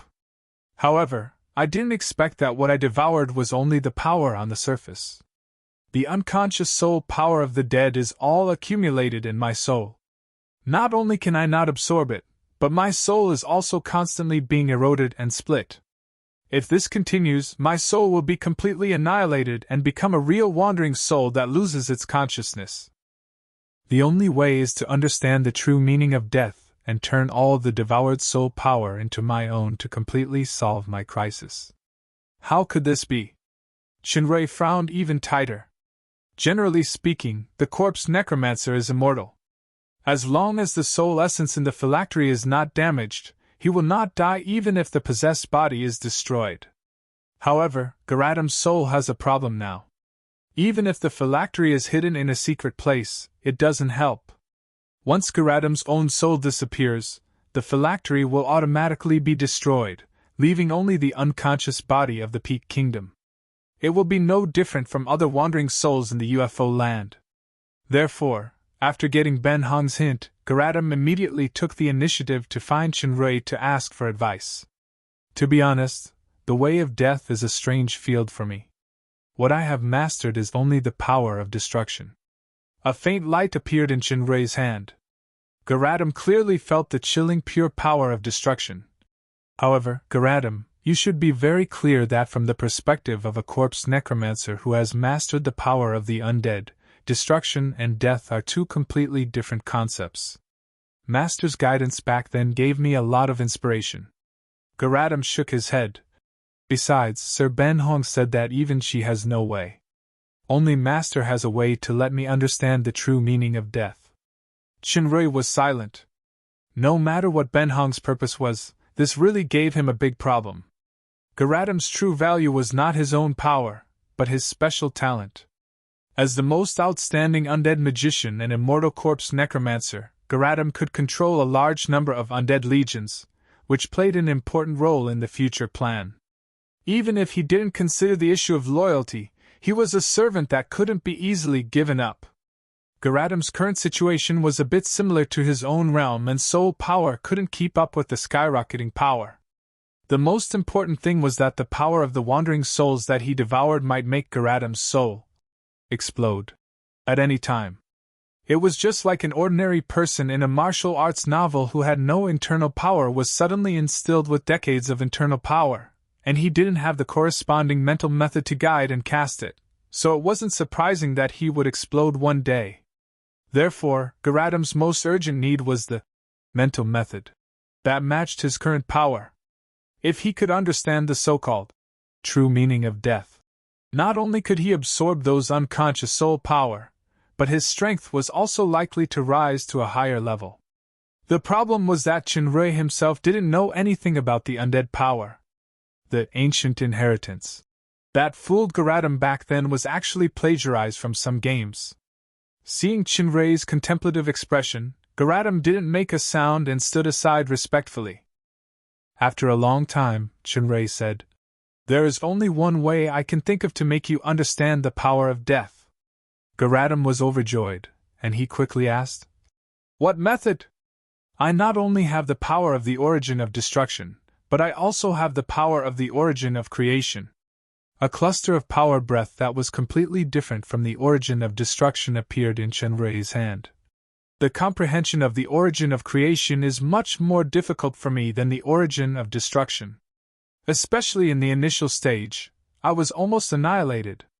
However, I took a different path and took a key step, which was to comprehend the origin of creation with the completely opposite origin of destruction. In fact, I'm not the only one who did this. Satan, who is known as the closest to God, also tried this kind of reverse comprehension. He comprehended the origin of destruction through the origin of creation. Garadam had lived for thousands of years, so he naturally understood. Master means to comprehend the power of death from the power of life?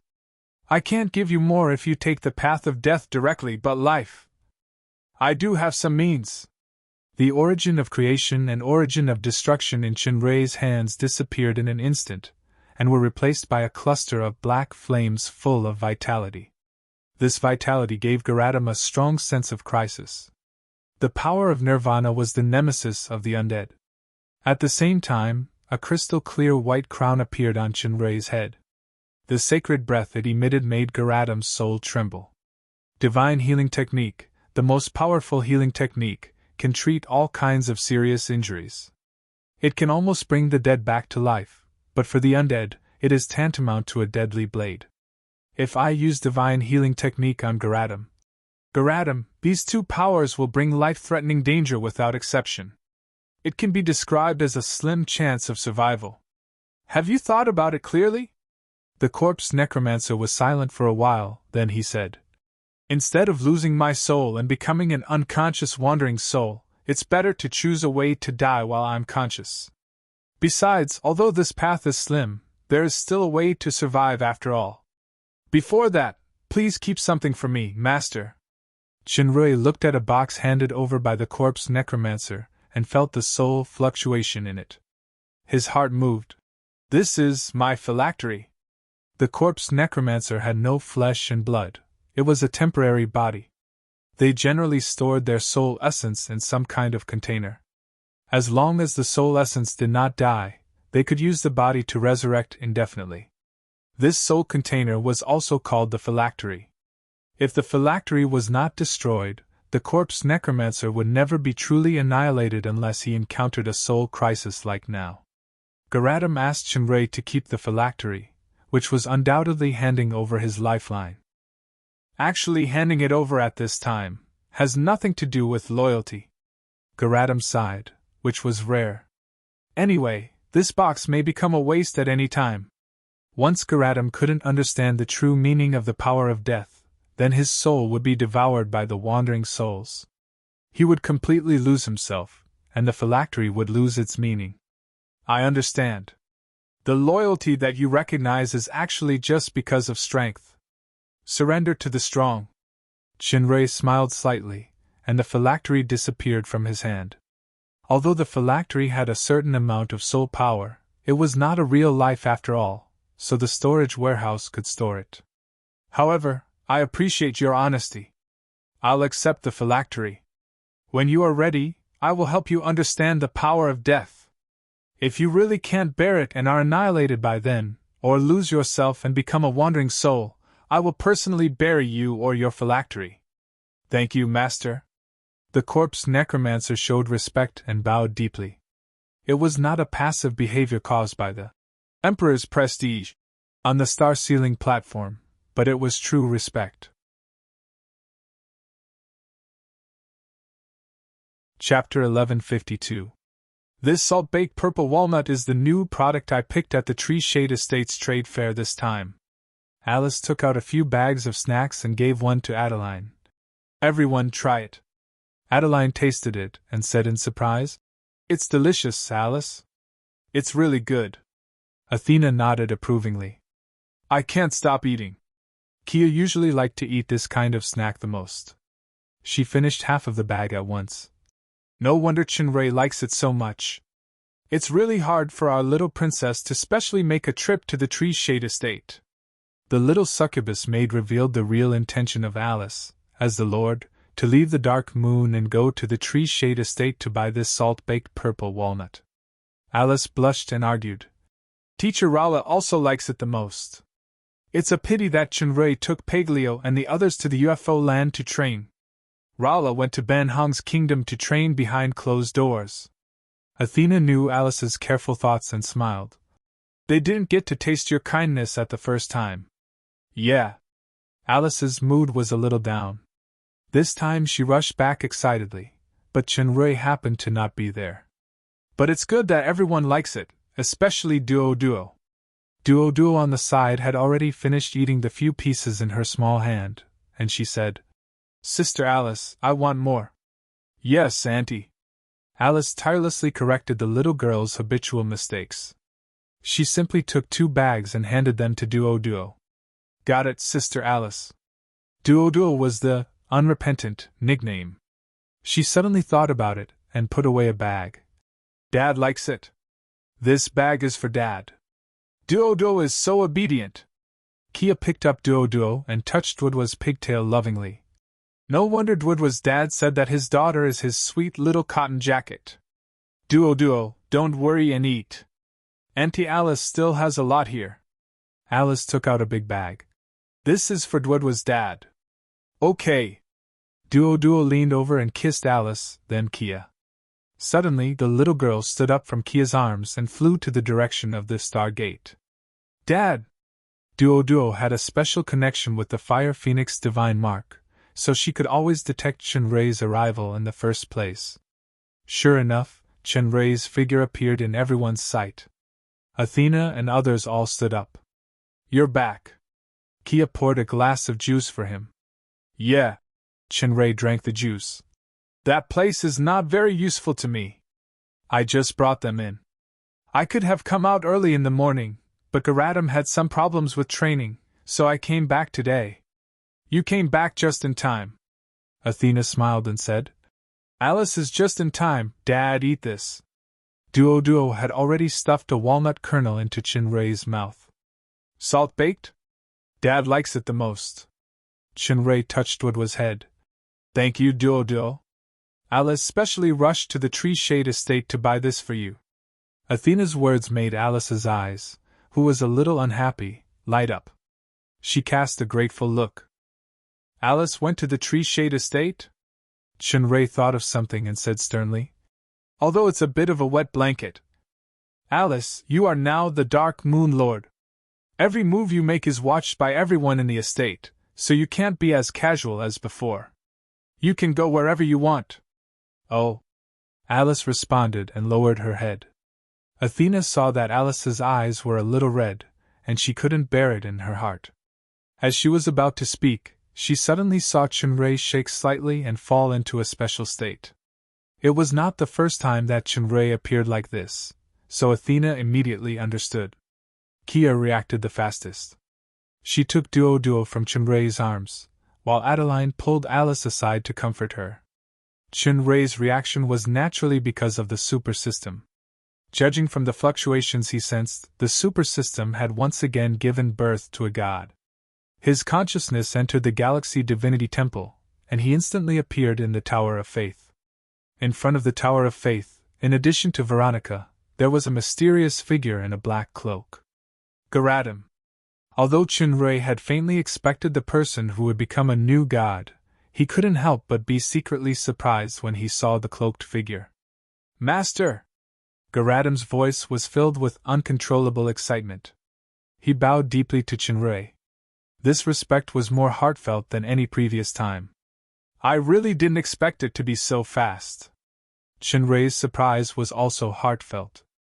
Just 2 days before he left the UFO land and returned to the Dark Moon's house, Garadim entered a special cage. This cage was made with the mystery of ancient runes, but its basic power was the most fatal power of Nirvana for Garadim.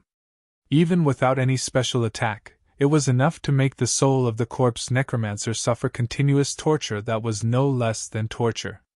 However, compared with the divine healing technique he received a few days ago, at least he wouldn't wail like he was splashed with sulfuric acid. The cage also had a terrifying attribute, which was that it was constantly shrinking. Once it shrank to the limit, Garadim's body would be completely annihilated, and his soul would suffer irreparable damage. When Garadim desperately accepted the divine healing technique, his soul had already suffered considerable damage. The wandering soul power that was devoured began to break out frequently. If he was severely injured again, then it would break out in advance. He would completely lose his soul and become a real wandering soul. This was proposed by Garadim himself. The once famous dark magician had a succeed or die spirit. This could be seen from the risk of annihilation to transform himself into a corpse necromancer. In Garadim's view, if he couldn't understand the true meaning of death, the disappearance of self-consciousness was only a matter of time. He simply went all out and put himself in a desperate situation. Once he really failed, he would accept his fate. Judging from the breath exuded by Garadim in front of him, it was obvious that his desperate gamble was successful. Welcome to this world, the god who controls death. Veronica bowed to Garadim. When Garadim appeared in the Galaxy Divinity Temple previously, he was guided by Veronica into the Tower of Faith to become the god of death. The corpse necromancer was not a fool. He had heard the name Veronica from other people. He knew that she was one of the mistresses, so he didn't dare to neglect her. He quickly returned the salute. In fact, with Veronica's understanding and familiarity with the world of the super system, it was not a problem to become a god. However, firstly, she hadn't found a light body that was completely compatible with her soul. Even if she mastered Ben Hong's secret technique, she couldn't be reborn. There was also a small wish, which was to give birth to a created child for Chunrei after resurrection. Secondly, there were more and more gods in the super system now, and the faith was inevitably affected and impacted by their respective influences. Although each god had a corresponding oracle, without her as the highest oracle who controlled the overall situation, she was afraid that it would cause all kinds of chaos. From the perspective of the super system's faith, the importance of Veronica was no less than any god. Very good, Sir Death. Chunrei looked at Garadim's outfit. If it is matched with a long-handled scythe, it will be more temperament. That kind of close combat weapon is useless for me. Did his lord forget that I'm a sorcerer? Obviously, a magic wand is more suitable for me. Garadim obviously couldn't understand the bad taste of a crossover traveler. Regarding the corpse necromancer's incomprehension, Chunrei could only shrug. Okay. My lord, before leaving, I have one more important thing to report. What is it? Garadim's solemnity caught Chunrei's attention. It's about the law fragment. Ever since his lordship brought me to the floating land for the first time, I had been studying the topic of wandering souls and law fragments. Why would a wandering soul produce a law fragment after it disappears? This kind of production is highly random, and not every wandering soul will produce a law fragment. For this reason, I also use the secret technique of the undead to risk transforming myself into a wandering soul. It wasn't until today when I realized the true meaning of death and obtained a huge faith related to death from his Lord's world that I understood the mystery. Chenrei only knew that the main purpose of Garadam's incarnation as a wandering soul was actually for this kind of research. Speaking of which, in terms of academic research, Garadam and Rala had the same obsession. If there were also knowledge and academic gods in this world, the fairy dragon and corpse necromancer would definitely be loyal believers. Mystery? Also, Chenrei paused, walked to Alice, and touched her head intimately. I like the things you bought back very much. Thank you. Alice's ears suddenly perked up, and her tearful eyes suddenly lit up. Then, brother, let's go to the Blue Lake mountain range for a picnic tomorrow. Then, we will go to the City of Stars to fight together. Just treat it as a gift to thank me. Picnic. Dad. Duo also raised her hand happily. Okay. Sir Lord clearly still wants to play. Chenrei felt a little defeated. It seems that the preaching just now was ignored. However, at this time, happiness is the most important, isn't it? Chapter 1153. The trial in the UFO land finally came to an end. Everyone had a certain harvest in this special training. Piglio finally broke through the realm that he had been stuck in for 2 years as he wished. He caught up with the Lala Loli and reached the intermediate stage of demigod. Although Master Poison Dragon advanced, his sense of urgency did not diminish at all because Isabella had successfully broken through to the demigod level. She was following closely behind. No one could guarantee when she would catch up with him. Although Lala Leah was in the same realm as him, this Lily Loli had received Ben Han's careful guidance. She was far better at using the power of demigod than him. She also learned several secret techniques.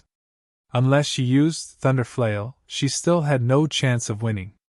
At present there were 4 people in the group of royal relatives who had reached demigod: Catherine, Lala Leah, Piglio, and Isabella.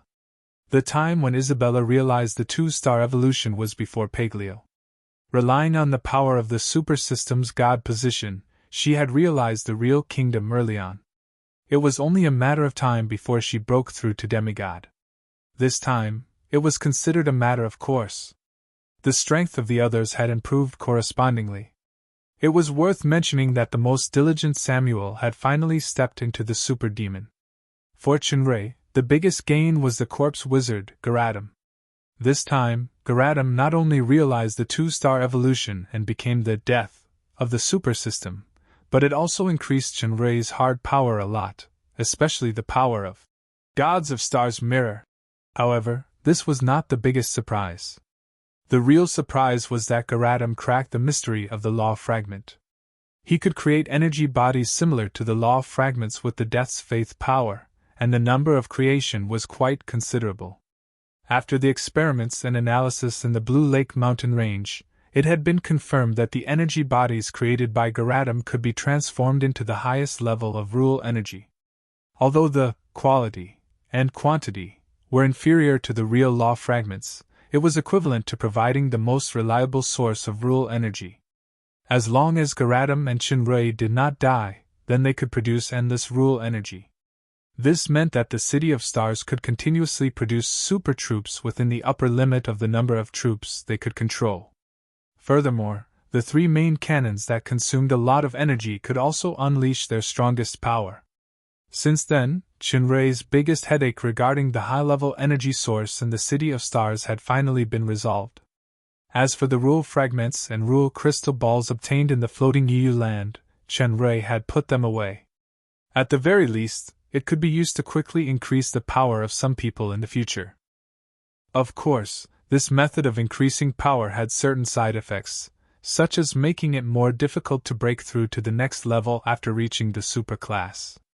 However, for ordinary people, especially those who could never break through to the superclass, it was definitely a treasure that could cause chaos and war. Chenrei lectured Alice last time. Although the princess and lord did not seem to care much, she finally restrained herself. The Princess Royal Highness adopted the strategy of a certain vixen to implement means such as suppression, support, and conciliatory measures on several existing large families. It was not because of a series of problems in these families, but because of political needs. After this movement, coupled with the implementation of a series of new measures of replacing old wine bottles with new ones in the Dark Moon estate, the true prestige of the new lord was slowly confirmed. After all, Alice was not a master who could sit still, and her subordinates, Joanna, Samuel, and others, were extremely capable. Therefore, after her position was stabilized, the little Princess Royal Highness became a hands-off boss again. Except for some major decisions, the rest was simply handed over to Joanna and others. Anyway, these are my brother's people, so they are absolutely trustworthy. I will be my brother's people sooner or later. Chenrui was quite helpless about this. Fortunately, the Dark Moon's foundation was quite solid, and the main power was in the hands of their own people. Even if there was something, it would not cause a big storm. The real reason for the change of Lord of the Dark Moon estate was not because of the imperial power tactics against the Wales family, but because Athena wanted to concentrate on being a mother-to-be, so she couldn't take care of the affairs of the estate, so she took the initiative to resign. As the only sister of Jia, the first princess of the empire, Alice was also the recognized best candidate to take over the fallen angel empire, which was also the largest estate in the demon realm. It was useless even if other families or candidates coveted it. Having said that, if someone else took over the estate, not to mention Jia, even Chenrui who developed this estate would not agree. Another reason why Jia put Alice in the Dark Moon was that this sister's heart had been tied to Chenrui for many years. It had not wavered until now, and it was no longer a simple or hazy, like. Although as the first princess of the empire, her marriage was destined to serve the interests of the empire, and there were countless suitors, Jia did not force Alice. She had already pursued a rare and precious happiness, so why not let this most beloved sister also get what she wanted? As for the size of a certain guy's crystal palace, those who should denounce it, and those who should show their cleavers should not hesitate. Anyway, it was the fault of men who were fickle. Therefore, Jia said a meaningful sentence to Chenrui. Alice is not young anymore. This sentence fully expressed the attitude of being an empress and a sister at the same time. In fact, although Alice looked like a pure loli, and her character seemed to never grow up, her age was indeed no longer a loli. Chenrui was very clear about the little Princess Royal Highness's mind. It would be a lie to say that he was completely indifferent over the years, so he gave her the corresponding promise, but the problem was, that small body made him, who had received education from the Celestial Dynasty for many years, feel a strong sense of guilt. I'll just let nature take its course. Brother? Alice looked at Chenrui, who was distracted and puffed up her bun face angrily. I finally made this steamed red grouper with my own hands. Why haven't you tasted it after holding the chopsticks for so long? Because the chopsticks are too difficult to hold, even more difficult than holding a knife. Lomont sighed and looked at the two bamboo chopsticks in front of him. I don't know how the captain uses it so well, even tofu can be picked up. Little Lomont, it's not very difficult. Isabella lightly picked up a few beans with the chopsticks and put them in her mouth. It's a matter of talent. Delia shook her head, picked up a piece of stewed ribs, and put it in Athena's bowl. Athena, eat more of this, the child needs nutrition. Athena smiled and nodded. Yes. And Athena, eat this. Duo picked up a fish ball and carefully put it next to Athena's mouth. Duo is good, and likes you the most. Athena took the fish ball and lovingly touched what was little face. Seeing that the little Duo could even use chopsticks, Lomont was completely defeated. Chenrui came back to his senses, stretched out his chopsticks, and took a big bite of the steamed red grouper that Alice brought over, nodded. Well, Alice's standards are getting better and better.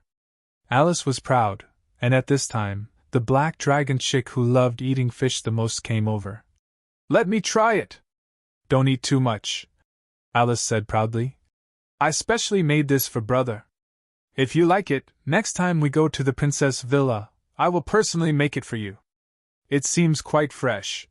The black dragon chick picked up a little and tasted it, and suddenly frowned. Wait a minute, why is the meat at the back so hard? Alice, it's clearly not cooked.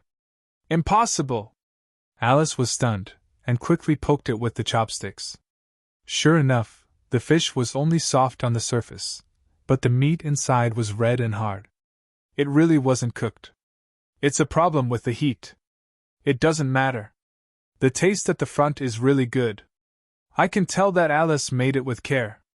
Looking at Alice's sad look, Chenrui touched her head. How about this, you add some sauce and steam it for a while. The taste will definitely be better. Alice's heart was warm, and she happily took the plate to the kitchen.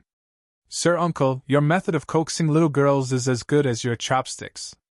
Lomont squinted his eyes. How about teaching me a few tricks when you have time?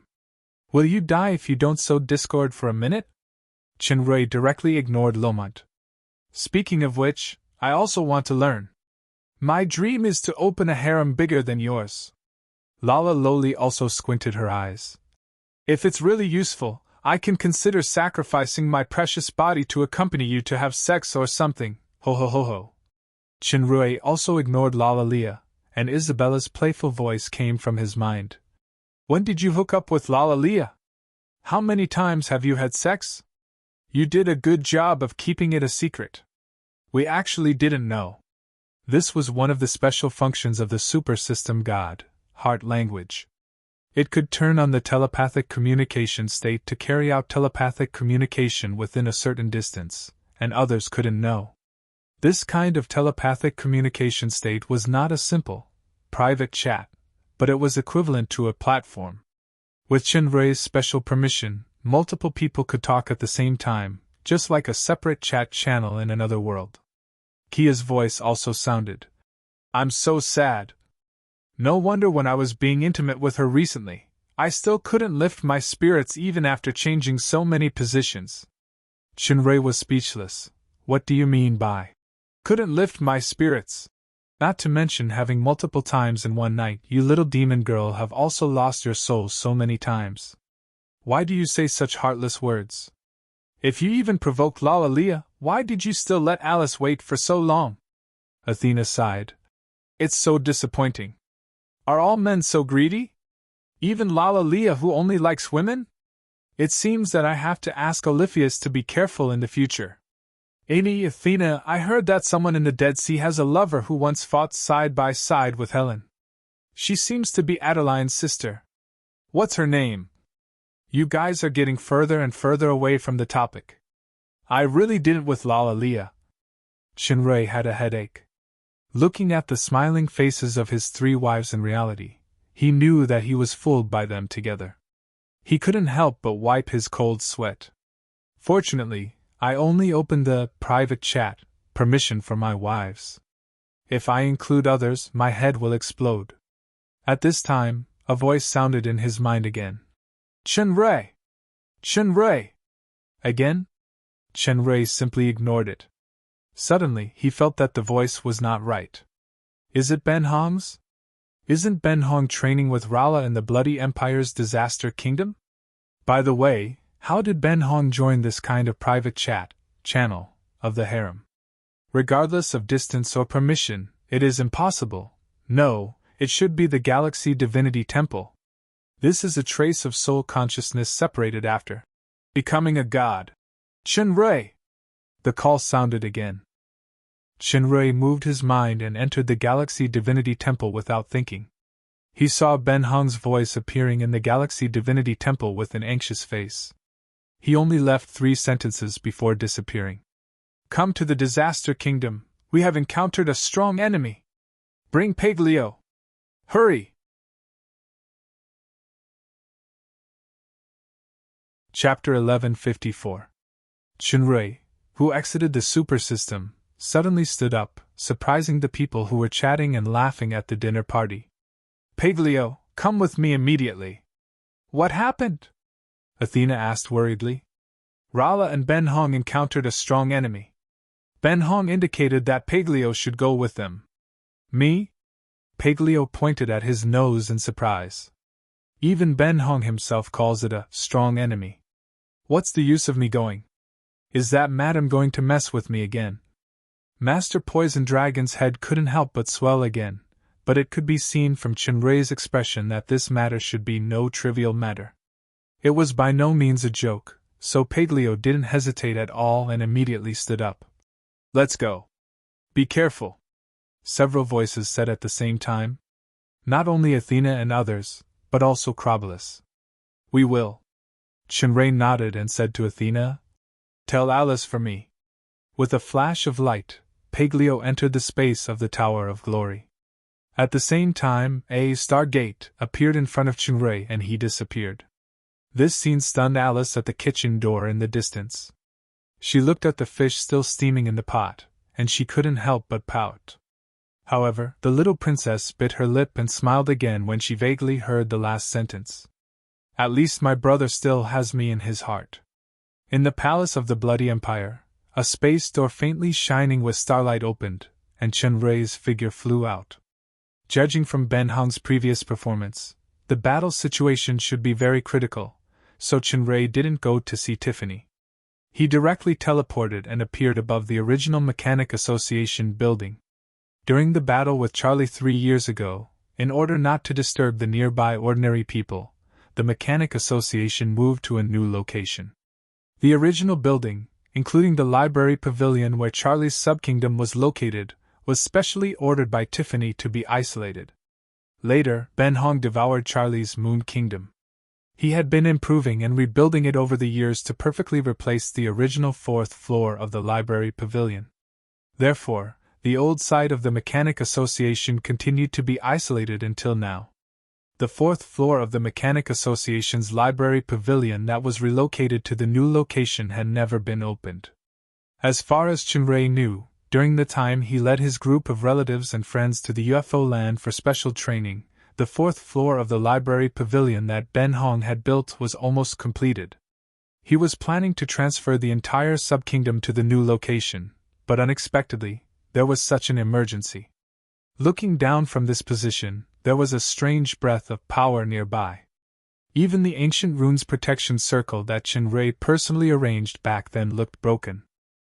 A large part of the reason was that the protection of the runes circle was reduced to an extremely weak state because of this special breath of power. This was still the residual breath of power that overflowed from Ben Hong's disaster kingdom. Judging from this residual breath of power alone, the enemy's strength was definitely not below Ben Hong. Chenrei thought about it and didn't release Paglio. Instead, he flew directly to the location of the library pavilion. The library pavilion building had been damaged. The closer he was, the stronger the breath of power was. When Chenrei approached, the super system had already sounded a poisonous prompt. Chenrei frowned, sped up, and rushed into the library pavilion. It wasn't the first time he went to Ben Hong's disaster kingdom. Although he was extremely fast along the way, he could still see countless shocking traces of destruction, including the space outside the kingdom. In the blink of an eye, Chenrei had entered the disaster kingdom. After entering the disaster kingdom, Chenrei immediately discovered the abnormality of this sub-kingdom. A considerable part of Ben Hong's disaster kingdom was swamp. The land was black, but it contained vigorous vitality. At the moment, Chenrei felt that it was lifeless. Whether it was the sky or the land, they were covered with a gray color. It seemed to be a dim dark blue that made people feel exceptionally depressed. The prompts from the super system kept coming. Chenrei's heart sank.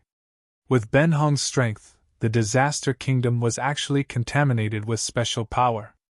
It could be seen that the threat of the incoming person was great. The breeze shadow boots appeared under his feet, and his speed suddenly accelerated as he flew forward. After flying for a while, he finally sensed something. As the highest controller of the super system, Chenrei could feel the existence and movement of the linked person within the corresponding distance. He immediately flew toward the location of the sensing at full speed. The oppressive power in front was getting stronger. The source was a dark blue thing floating in the distant air. It was actually a crystal cage, and the unconscious person in the cage was the fairy dragon, Rala. Chinray immediately flew forward. Before he flew close, he was already dyed with a layer of strange dark blue, then he was repelled by a huge force. At the same time, a bone-eroding force quickly eroded his body and soul irresistibly. Its power! Chinray's mind moved, and he instantly activated Polar Star Transformation.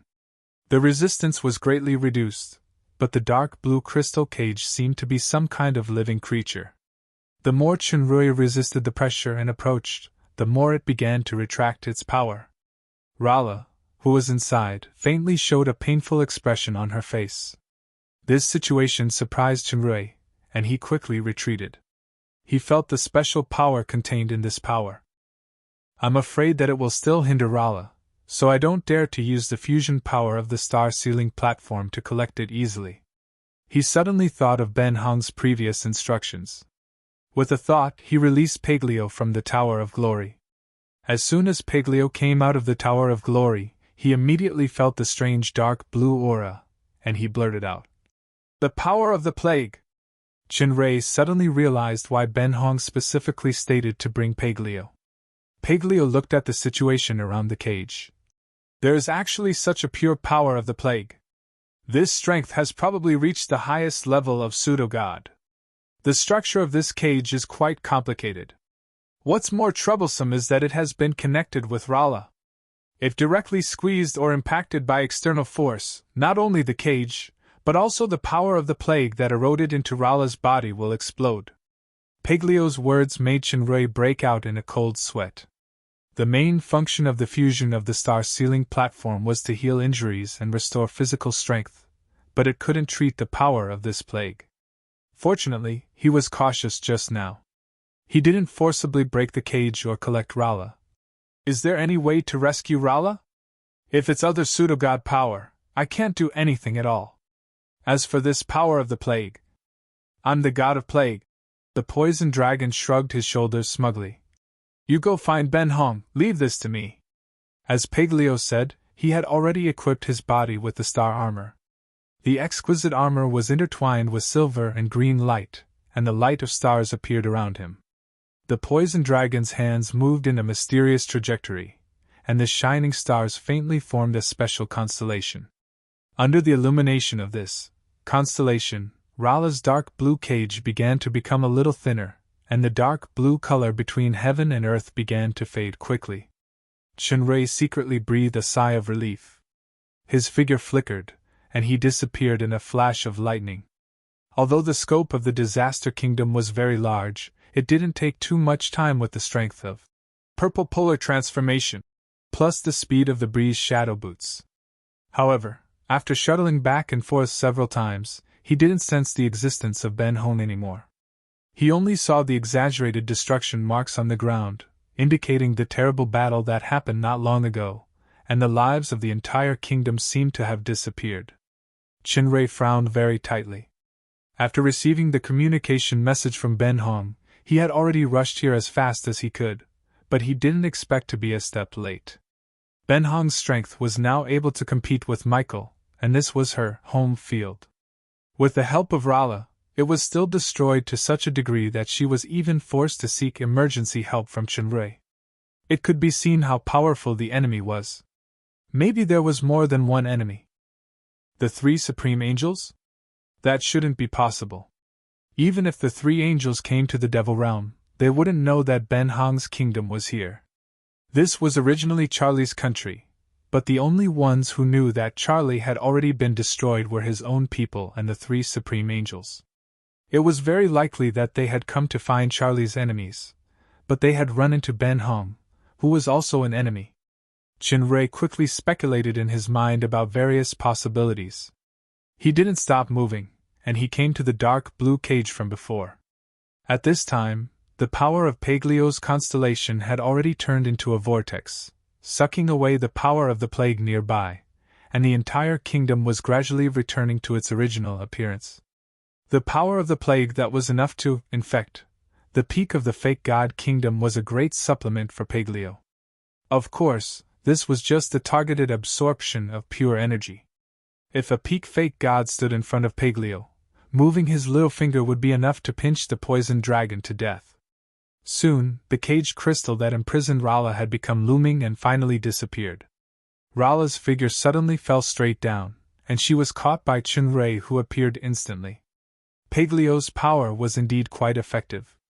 The dark blue color on the fairy dragon's face faded bit by bit, and she finally opened her eyes. "Chunrei!" Rala exclaimed. "Where's Ben Hong?" Chunrei shook his head. "I received an urgent message from Ben Hong in the world with a trace of his soul.